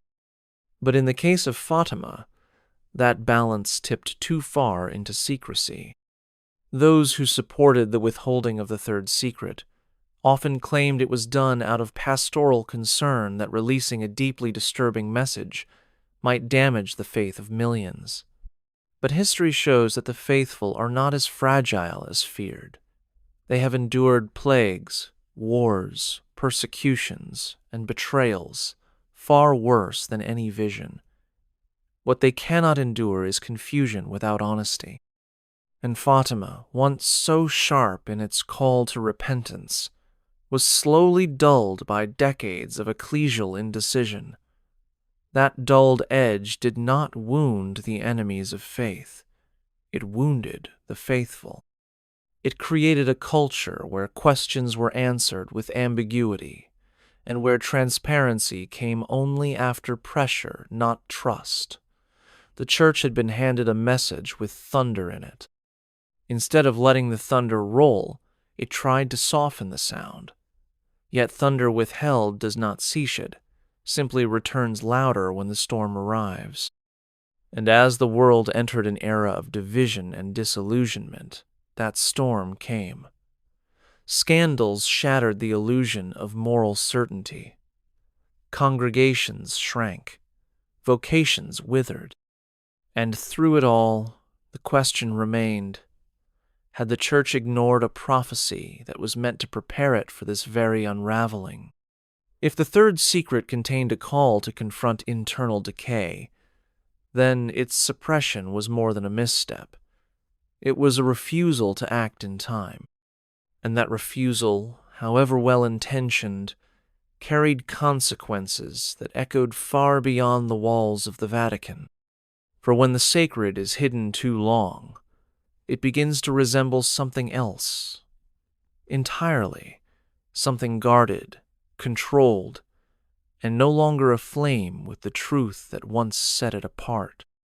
To understand why the third secret remains such a point of unrest, we must remember what Fatima truly was in its earliest days. Not a polished shrine, not a subject of theological debate, but a raw and unsettling disruption. 3 children, illiterate and unknown, claimed to witness visions that would shake empires and unsettle popes. Their message was not tame. It spoke of hell, of world wars, of the urgent need for repentance and devotion to the Immaculate Heart of Mary. These were not abstract symbols, they were concrete, terrifying, and specific. So, when the third secret remained hidden, it wasn't just another sealed envelope. It was a rupture in the chain of divine warning. People who had believed every word of the first 2 secrets now found themselves waiting for the third, like a verdict that never arrived. And when it finally did, they were told it was only a vision silent, symbolic, and left to the Vatican's interpretation. That was not what they had been led to expect.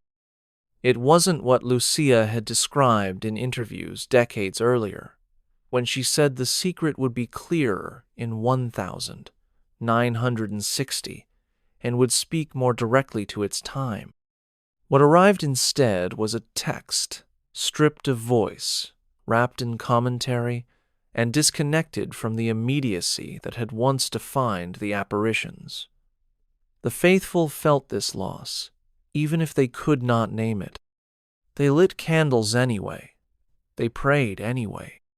But in their hearts, many suspected something had shifted, that the Church, in trying to protect its authority, had disrupted the chain of witness between heaven and earth. Fatima had not failed. Its flame still burned. But the lamp had been placed behind too many veils. And when the Church places veils over the sacred, it risks becoming the very thing it was warned against, an institution that preserves appearances while losing the courage to confront what it already knows to be true. One of the most haunting threads running through the third secret controversy is the silence of Sister Lucia herself. For decades, she remained the lone, surviving visionary, cloistered behind monastery walls, rarely seen, and even more rarely heard. When she did speak publicly, her words were carefully chosen, often filtered through intermediaries or Vatican officials. Some questioned whether she was free to speak at all. Others believed she had been instructed to remain silent, not as an act of suppression, but of obedience. In the early years, Lucia had written with striking clarity. Her memoirs described fiery visions of hell, the urgency of conversion, and the maternal grief in the Virgin's warnings. But as the decades passed, her voice seemed to fade, still devout, still steady, but somehow restrained. It is not that she changed her account, but rather that she no longer elaborated. Her silence became part of the mystery. Some claimed she had confirmed the Vatican's version of the secret in later interviews. Others argued that her tone in those confirmations lacked the force of her earlier descriptions. One thing was certain. The Church had wrapped her in layers of protection, or perhaps insulation, that made it impossible to know what she might have said had she spoken freely. That uncertainty became its own kind of testimony. People did not mistrust Luciate, trusted her too much. It was the gap between her original fire and her later quietness that raised questions. If the message had once burned so brightly within her, why had it been reduced to polite affirmation? Was it age, humility, or was it a surrender to the weight of institutional caution? Whatever the cause, her silence echoed. And in that echo, many heard not the absence of truth, but the cost of bearing it alone for too long in a world that had already decided what it was willing to hear. By the time Sister Lucia passed away in 2005, The world had already begun to forget the urgency of Fatima. The century that had given rise to the apparitions was ending, and with it faded the immediacy of the fears they had once inspired: world wars, communism, and the threat of annihilation. But something deeper remained. For those who had followed the third secret closely, Lucia's death marked the closing of a door that would never again be opened. With her went not just memories, but the last living thread to a prophecy that still felt unresolved. The Vatican offered tributes and reassurance, affirming her holiness and the completeness of the secret's revelation. But among many faithful, her passing only deepened the sense of mystery. If she had held more than she had shared, then now it was gone forever. No second chance. No final clarification. Just a long silence where once there had been fire. Some hoped her personal letters or private journals might offer insight, but these too were closely guarded. The Vatican had long exercised tight control over her correspondence, citing the need to protect her peace and the integrity of the message. And so, the narrative remains sealed not in a vault this time, but in memory. The last witness had gone to her grave without ever being allowed to speak freely, and yet Fatima itself did not fade. The sanctuary continued to draw millions. Children still carried candles through the night, and among the crowds there were always those who came not only to pray, but to search for meaning, for answers, for the words that might never come. Lucia had once been their voice. Now they spoke in her place, carrying forward a question that no official explanation could fully erase. What had she seen? What had she heard? And why did the Church, to the very end, choose silence over surrender? As time moved further from the original events of 1917, a strange reversal occurred. Instead of the third secret fading into the past, it became more urgent for a new generation raised in uncertainty. The Cold War had ended, but new anxieties replaced the old moral confusion, political unrest, and a growing sense that the institutions once trusted were no longer immune to decay. In that atmosphere, Fatima returned not as history, but as prophecy rediscovered. The symbolism of the visionary angel with a flaming sword, a bishop in white falling beneath a hail of bullets, a city in ruin no longer seemed distant or metaphorical. It felt eerily present. The difference was that now the threats weren't just physical. They were spiritual, psychological, institutional. Many began to interpret the secret not as a foretelling of one specific catastrophe, but as a long, slow unraveling of meaning itself. In a world drowning in information, the clarity of heaven's warning felt sharper than ever. But the Church, instead of leading the rediscovery, remained cautious, if not silent. It offered the same official line, the same documents, the same commentary. Meanwhile, young Catholics raised in a fractured world looked deeper. They questioned. They studied. They found older testimonies, inconsistencies, quiet admissions buried in decades of interviews and memos. The story they uncovered wasn't just about a secret. It was about the cost of withholding light. In this new generation, the third secret wasn't an old scandal, it was a living concern. What had been feared in 1960 had, by 2020, become reality. A church struggling to speak with moral clarity, a laity weary of evasion, and a growing call to revisit what may still be hidden. Fatima had warned of a spiritual battle, and now, more than ever, the battlefield was not out there. it was within. For those who believe the full contents of the third secret were never made public, the issue is no longer just theological, it is a moral reckoning. They argue that what was at stake was not simply a vision of future suffering, but a message meant to guide, to convict, and perhaps even to save. If heaven had spoken and that message was obscured, then the loss was not just informational, it was spiritual. The faithful were denied the chance to prepare. The clergy were denied the fire that could have purified them. And the world was denied a call to awaken before the hour grew too late. In this view, the concealment of the full message was not only an institutional failure, it was a betrayal of the prophetic voice that had visited 3 children in a Portuguese field. But even this belief is not without hope. For many who study Fatima, the truth has a way of surfacing not through Rome, then through prayer, through conscience, through a collective return to what the message always pointed toward: penance, sacrifice, and conversion. The power of Fatima was never in the secret itself. It was in the urgency of the call.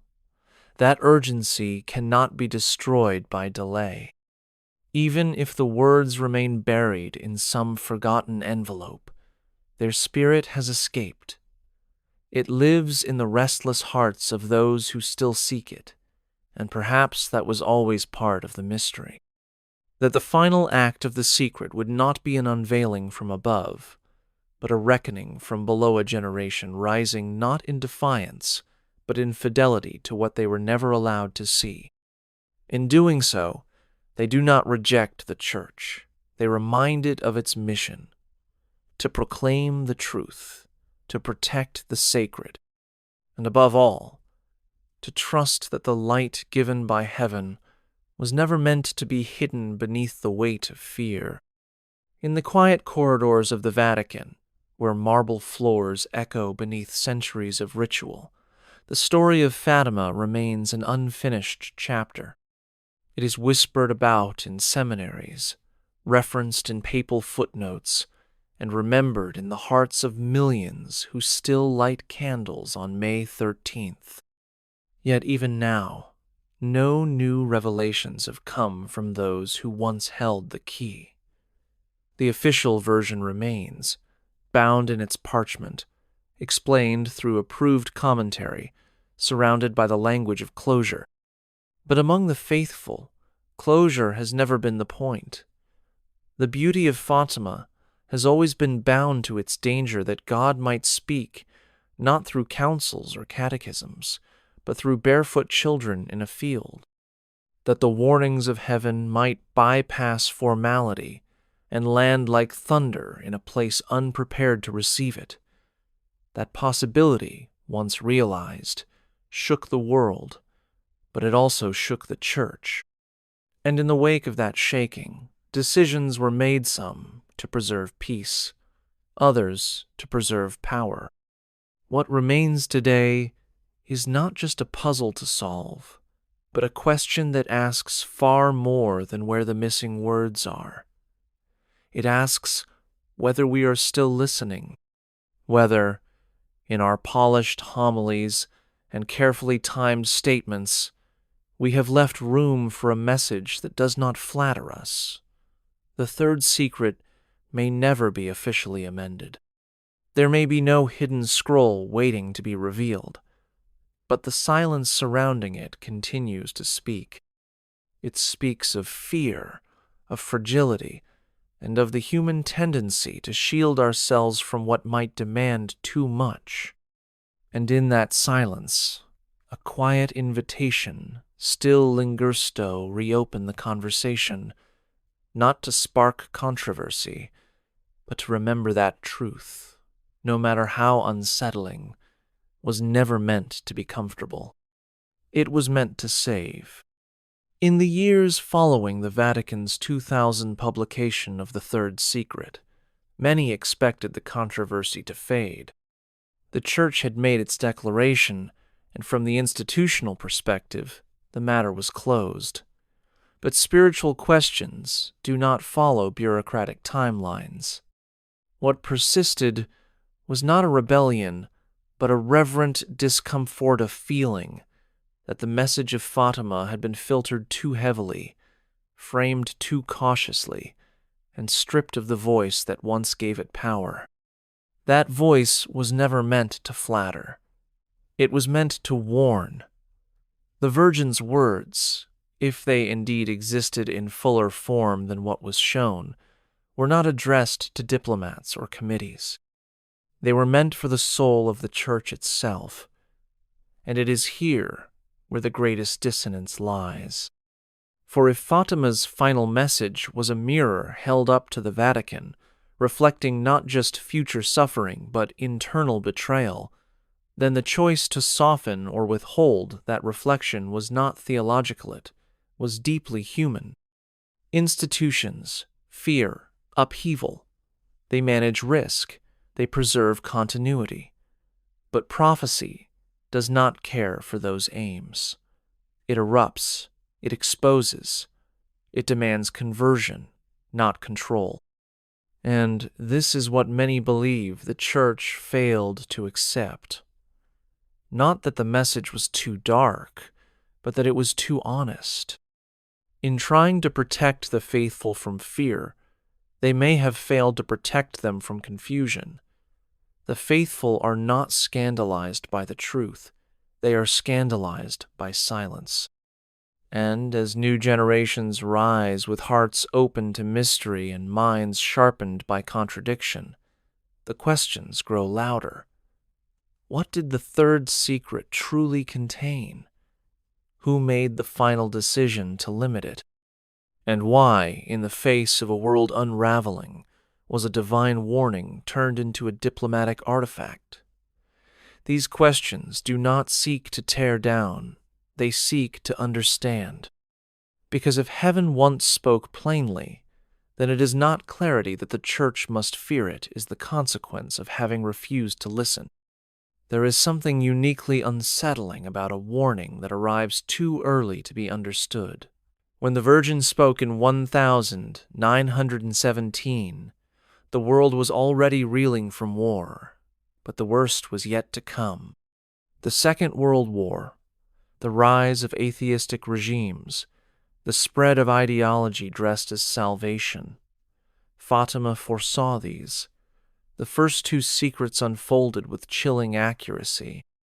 But the third, if its true form remains hidden, was the one that reached furthest into the Church itself.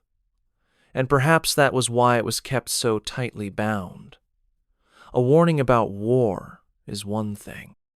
A warning about betrayal from within is another. What if the third secret did not speak of external enemies, but of an erosion of truth from inside the sanctuary? What if the Virgin had warned not only of persecution, but of inversion when sacred language is used to mask heresy, when charity becomes appeasement, when shepherds abandon their flocks in pursuit of worldly favor? That kind of message would not comfort the faithful. It would shake them. It would demand examination not just of doctrine, but of conscience. And so the Church hesitated. And in that hesitation, many believe it chose to dilute the secret, offering symbols instead of sentences, visions instead of voice. The message became safer that way, easier to frame, easier to forget. But prophecy, once given, does not expire. It waits, and as the decades pass and the moral fog thickens, the outlines of the withheld message grow sharper not through revelation but through experience. The Church faces divisions it cannot mend, confusion it cannot calm, and disillusionment it cannot silence. The third secret, as many now see it, may not be a roadmap, but a mirror reflecting not just future sorrows, but the present moment we are already living. And the longer we avoid its meaning, the more we realize it was never truly hidden. It was only feared. As the years marched on and popes came and went, Fatima remained a quiet tension beneath the surface of Catholic life.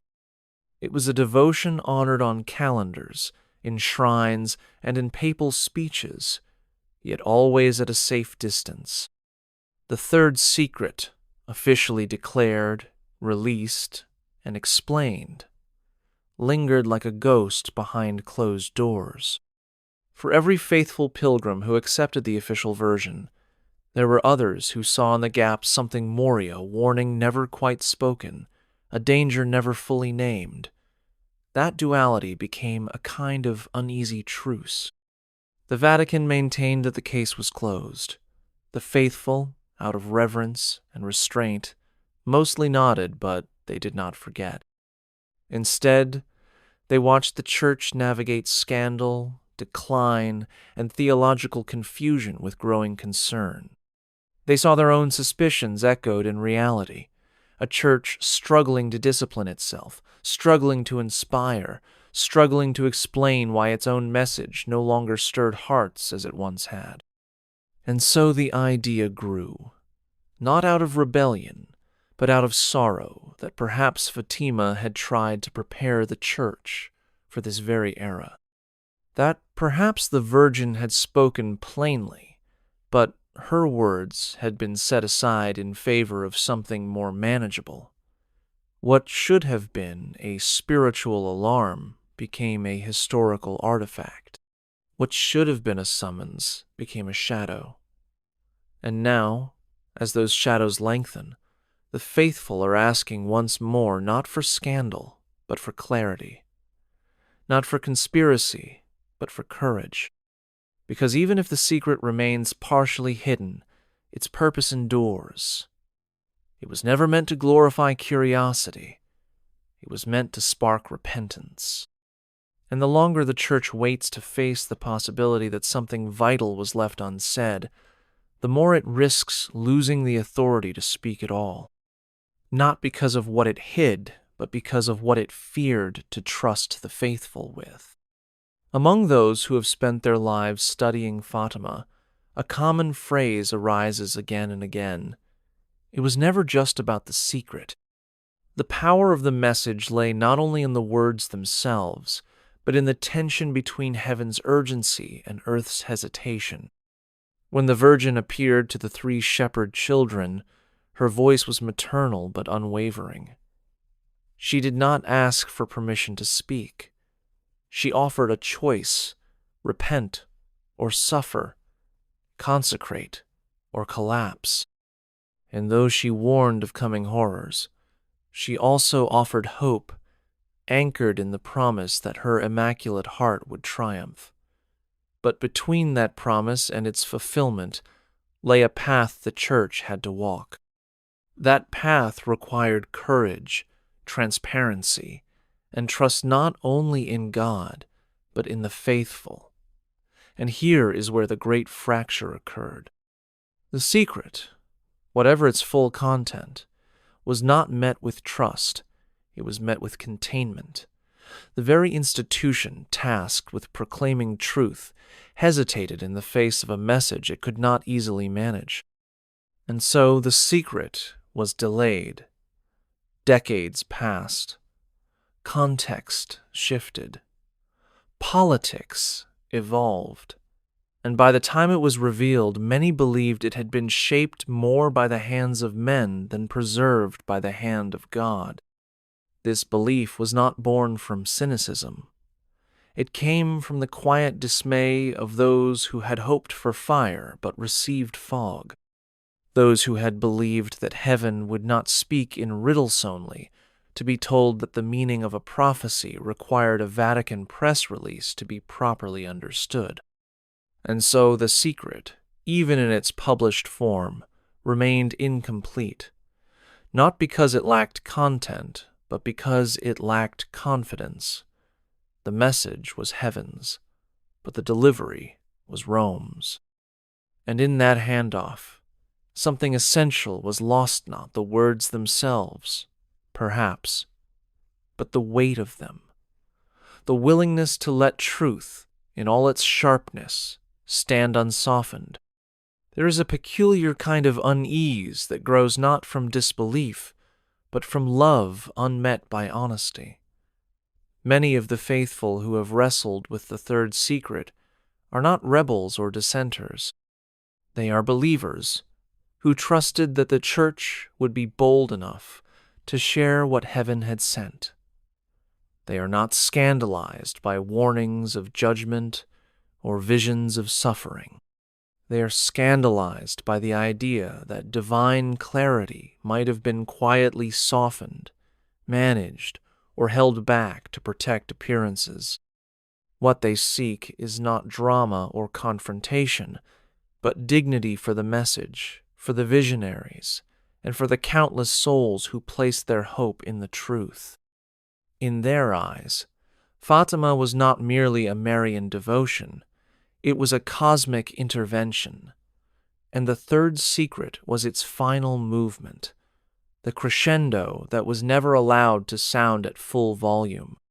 What was revealed in 2000, though powerful, felt incomplete, almost surgically edited. The vision was dramatic, but wordless. The interpretation came not from Lucia's pen, but from church officials whose tone was cautious, even administrative. There was no prophetic cry, no call to arms, only a reassurance that everything had been fulfilled. But the world around them did not reflect that reassurance. If anything, it seemed to validate the deeper concerns the secret was thought to contain: internal crisis, spiritual confusion, and betrayal within. And so the faithful watched, not with rebellion, but with a growing ache.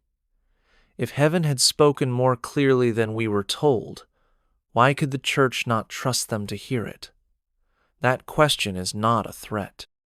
It is a wound, one that bleeds quietly in chapels and kitchen tables, in whispered prayers and unspoken doubts.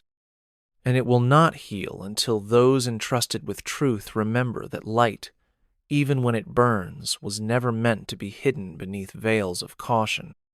There is something profoundly human about the instinct to delay difficult truths. Throughout history, kings, prophets, and even saints have wrestled with the weight of messages they feared would be misunderstood or rejected. But when that hesitation enters the halls of the Church, the very institution charged with proclaiming eternal truth, it takes on a deeper consequence. In the case of Fatima, the decision to withhold the third secret for decades was not just an administrative delay. It became a symbol of something larger, a church at odds with the urgency of its own revelations. The more time passed, the more the secret became a legend. And legends have a way of slipping free from the hands that once tried to control them. The silence, the ambiguity, the layered explanations, each one chipped away at trust. Not because people believed in fantasy, but because they believed in prophecy. They believed that when the Mother of God appeared with a warning, it was meant to be shared, not studied to death behind Vatican walls. What makes the story of Fatima so unsettling is not only what might have been said, but how it was received. The visionaries gave their testimony.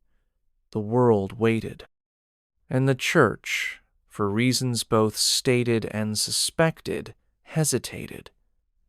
That hesitation became the heart of the mystery. Did they believe the world wasn't ready? Or did they fear the message struck too close to home? Perhaps it was both. But even in that fear, they forgot one thing.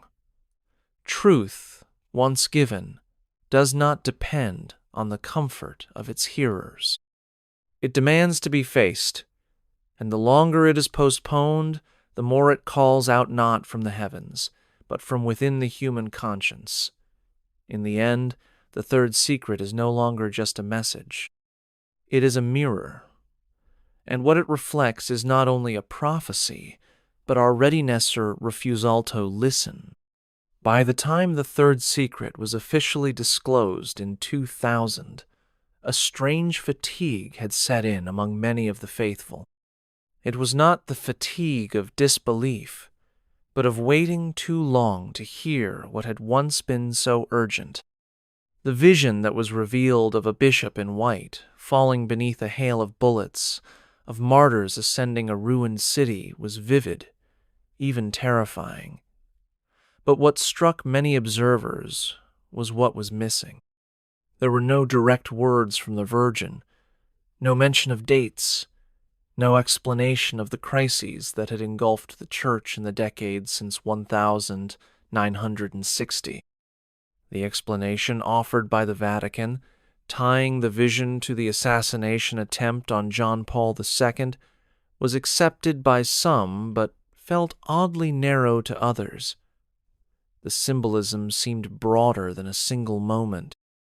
The tragedy depicted seemed deeper than one man's suffering.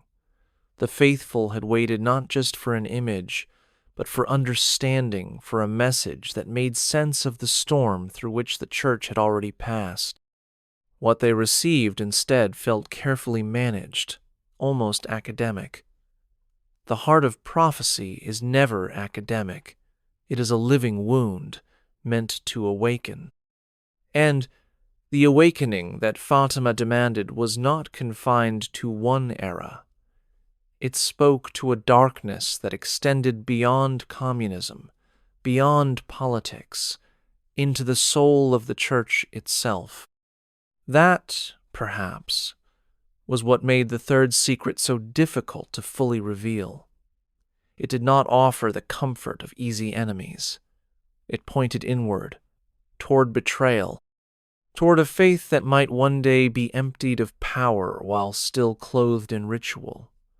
And so, even after the parchment was displayed and the vision explained, the faithful continued to ask, was that truly all? Or had the true fire of the message been doused before it ever reached them? They did not ask to be startled. They asked to be trusted. And perhaps, in some quiet corner of the Church, heaven is still waiting for that trust to be returned. It is a curious fact that some of the most profound spiritual events in Church history come not with applause, but with resistance. Fatima, though embraced by millions, was never fully welcomed by the hierarchy with open arms. It arrived through children, not clergy. It warned of failure within, not threats from without. And above all, it demanded action, not symbolic gestures, but real, public, uncomfortable acts of consecration, penance, and institutional change. The third secret, whether fully revealed or not, came to symbolize the struggle between obedience to heaven and the instinct to preserve the Church's image. This tension has played out before, in different centuries and different scandals. But with Fatima, the stakes felt different. This was no political critique, no doctrinal squabble. This was a mother speaking to her children about danger that had already begun. And when that voice was delayed, analyzed, reduced, and delayed again, it lost none of its power, only its clarity. What remained was unease, not because the faithful craved fear, but because they sensed omission. They sensed that the institution meant to protect the message had instead protected itself. And even the most devout, those who loved the Church without condition, began to wonder, what else might be hidden? If a prophecy of such magnitude could be handled with such care, yet such distance, what does that say about our readiness to face the truth when it arrives, not as comfort, but as correction? The third secret was not a riddle. It was a mirror held up to a church on the verge of forgetting what it was built for. It warned not just of violence, but of spiritual amnesia. And in that warning, even obscured, it still speaks not just to popes or bishops, but to each person who wonders if heaven's voice was muffled not out of disbelief, but out of fear of what it would require us all to change. There are moments in history when silence echoes louder than speech. Fatima's third secret, for all the ink spilled and statements issued, remains shrouded in that kind of silence. It is not the silence of doubt, nor the silence of forgetfulness. It is the silence of something deliberately restrained. The words that have been made public are real, but they feel like fragments. The image of the bishop in white, the weeping angels, the ruined city, these are powerful symbols. But symbols alone rarely demand secrecy. The faithful have long asked, if this was the full vision, why the decades of delay? Why the buildup of mystery, the hints from cardinals, the fears that it would be too devastating to release? The answer, for many, lies not in what was revealed, but in what was left out. The possibility that the Virgin spoke in plain language naming dangers, calling out betrayals, urging specific actions not been erased by the Vatican's version. If anything, it has been amplified by what feels like absence. That sense of something missing haunts the narrative, and in that haunting, many find not frustration, but purpose. Because silence can also be a summons. If the Church will not speak more plainly, then perhaps the people must listen more deeply to history, to their conscience, to the signs of the times. What if the third secret was never meant to end in explanation, but to awaken a generation that would live through what it warned of? A generation that would see confusion not as failure, but as fulfillment. In that light, Fatima is no longer a story about 3 children in 1917. It is a question still being asked in every parish, every heart, every corner of a church learning, slowly and painfully, how to tell the truth again, even if it arrives decades late. The greatest weight of a message delayed is the burden it places on those who must live without its clarity. For over half a century, Catholics around the world looked to Rome, not only for doctrine, but for direction. And when it came to Fatima, they waited patiently at first, then anxiously, and eventually, with a kind of weary reverence. When the third secret was finally released, the Church presented it as a closed chapter, a vision fulfilled, a past danger now behind us. But many felt differently. They looked at the world around them and saw not resolution, but acceleration, a crisis of belief, a weakening of authority, a splintering of meaning, not only outside the Church but within. For those who still believed in Fatima's prophetic weight, the moment was bittersweet. The message had emerged, but it had been dulled, its fire cooled. Some clung to what was offered, trying to draw strength from its symbolism. Others looked past it, toward the testimonies, whispers, and clues left behind in decades of private remarks and subtle contradictions.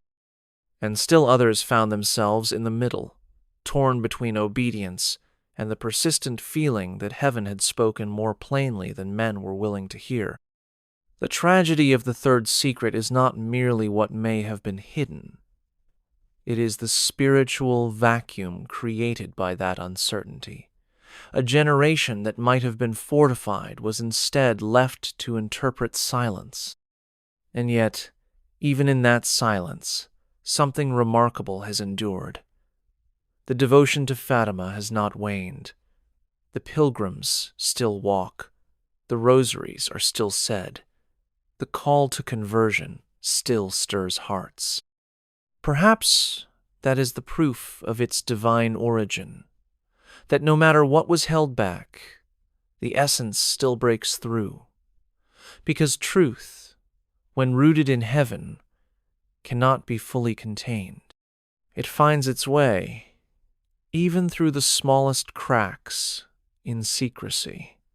And it waits not for institutions, but for willing hearts.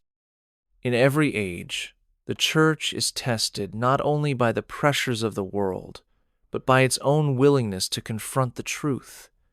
Fatima was never meant to be a comfortable story. It did not promise ease or triumph without cost. It warned, it pleaded, and it called the faithful to choose between comfort and consecration. The third secret, in particular, carried with it the weight of that choice.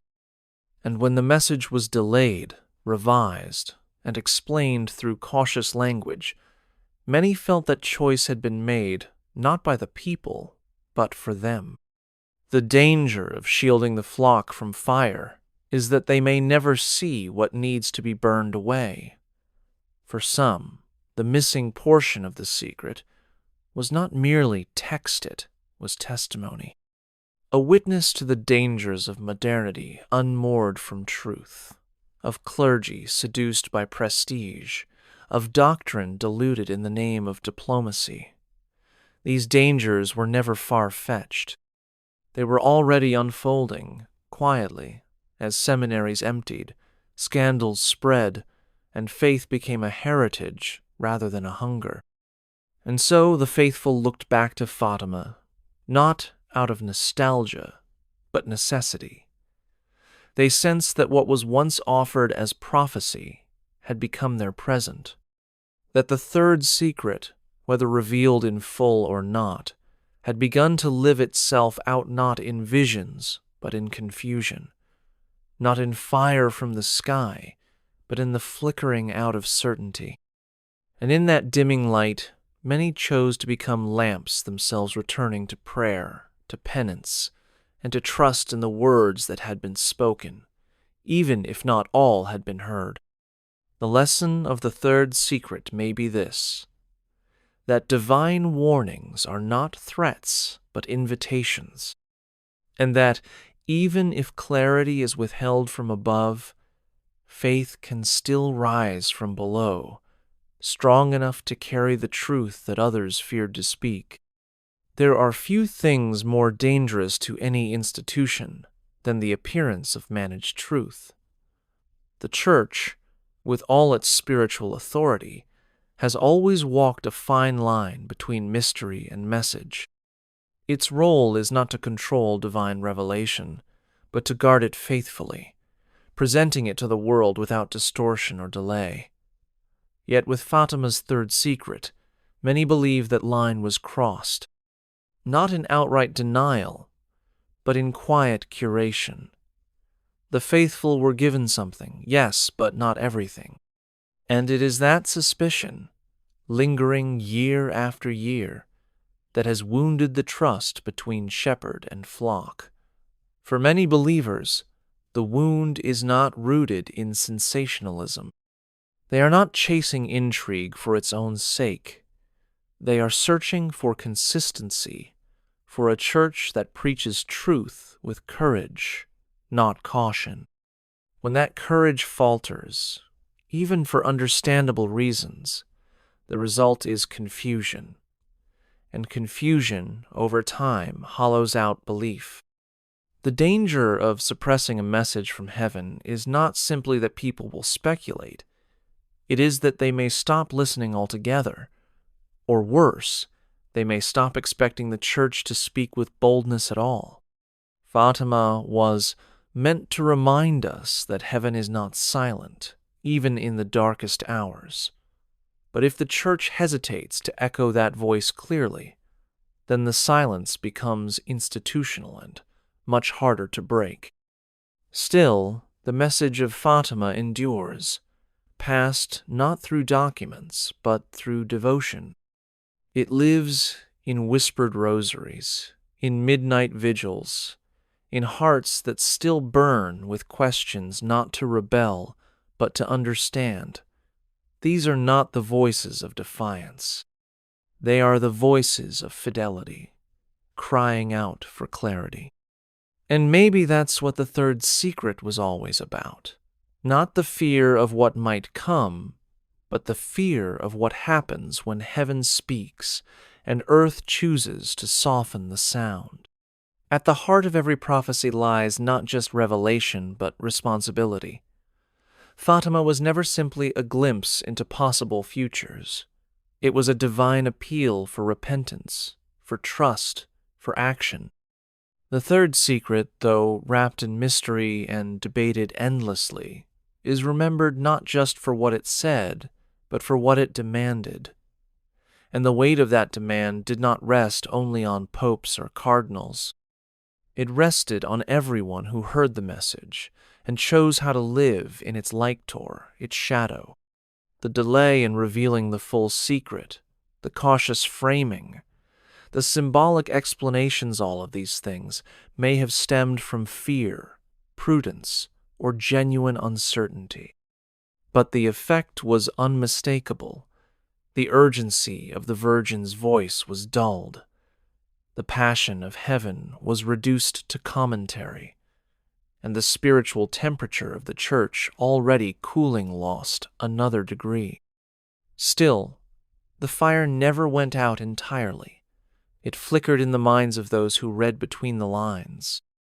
It burned in the hearts of those who sensed that the real danger was not the prophecy itself, but the refusal to face it. Over time, that refusal became a kind of silence that spoke louder than any papal address. It was the silence of a church, afraid to confront what it might see in the mirror. Not sin alone, but apathy. Not enemies at the gate, but weakness within. The third secret, in this light, becomes less a hidden parchment and more a living indictment of how the divine is often met with delay, how clarity is traded for control. And yet, within that indictment remains a path back, because heaven never stops calling. Even when its message is mishandled, even when its words are softened, the truth waits, patiently buried perhaps, but never broken. And those who seek it with sincerity may find that the real secret was not in what was withheld, but in how the faithful responded anyway. As the long arc of the 20th century bent into the 20 honest, the question of Fatima's third secret refused to fade. It became more than a controversy. It became a lens through which the faithful viewed the evolving soul of the Church. It was not just about a missing paragraph or a withheld vision. It was about trust. When the Vatican declared the secret revealed in 2000, the explanation came with assurance. The prophecy had been fulfilled. There was nothing more to fear.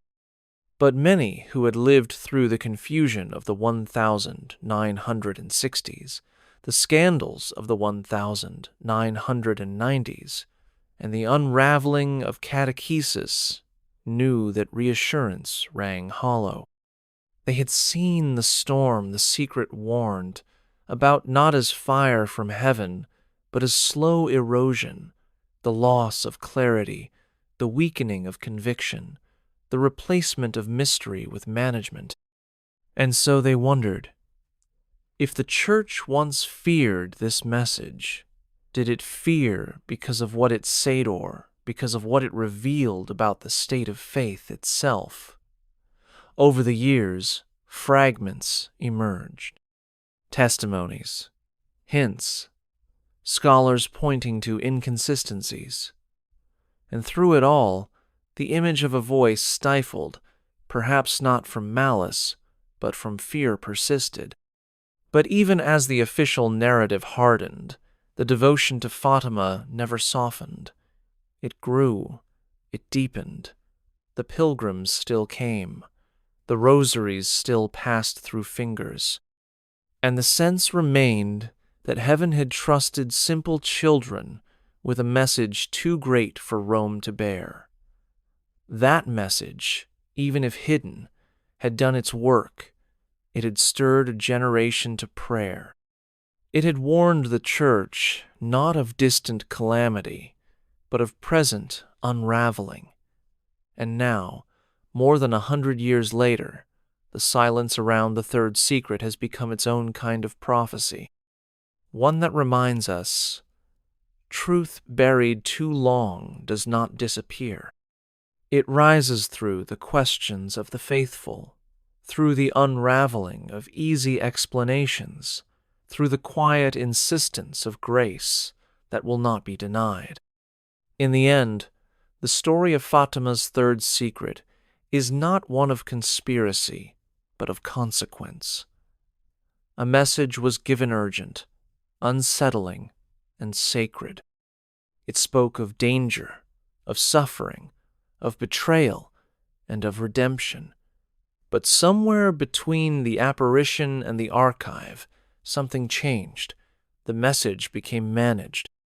The vision was parsed and framed, released with commentary and caution. The Church, in trying to protect the faithful from fear, may have underestimated their hunger for the full truth. And now, the silence that once shielded has turned into a shadow that follows. For many, the unanswered questions remain, not because of mistrust in heaven, but because of reverence for it. They believe the Virgin would not speak in riddles if the moment demanded clarity. They believe that the truth, no matter how stark, is more merciful than managed ambiguity. And they believe, perhaps most of all, that the third secret was never meant to be solved like a puzzle, but lived like a warning, a call to conversion, a call to courage, a call to return not just individually, but collectively as a church, as a people, as a world staggering toward a future it no longer understands. Fatima was never about secrets for the sake of secrecy. It was about reminding humanity that eternity still watches, that history is not random, and that the choices of the faithful echo far beyond the present moment. The third secret, whether revealed in full or not, continues to burn through the silence with a simple, searing question. What will we do with what we've been told? Or, worse, what will become of us if we never hear it all? Perhaps that is the final prophecy, not one that predicts the future, but one that exposes the present. And in that exposure, calls each of us quietly, urgently, to respond not with fear, but with faith.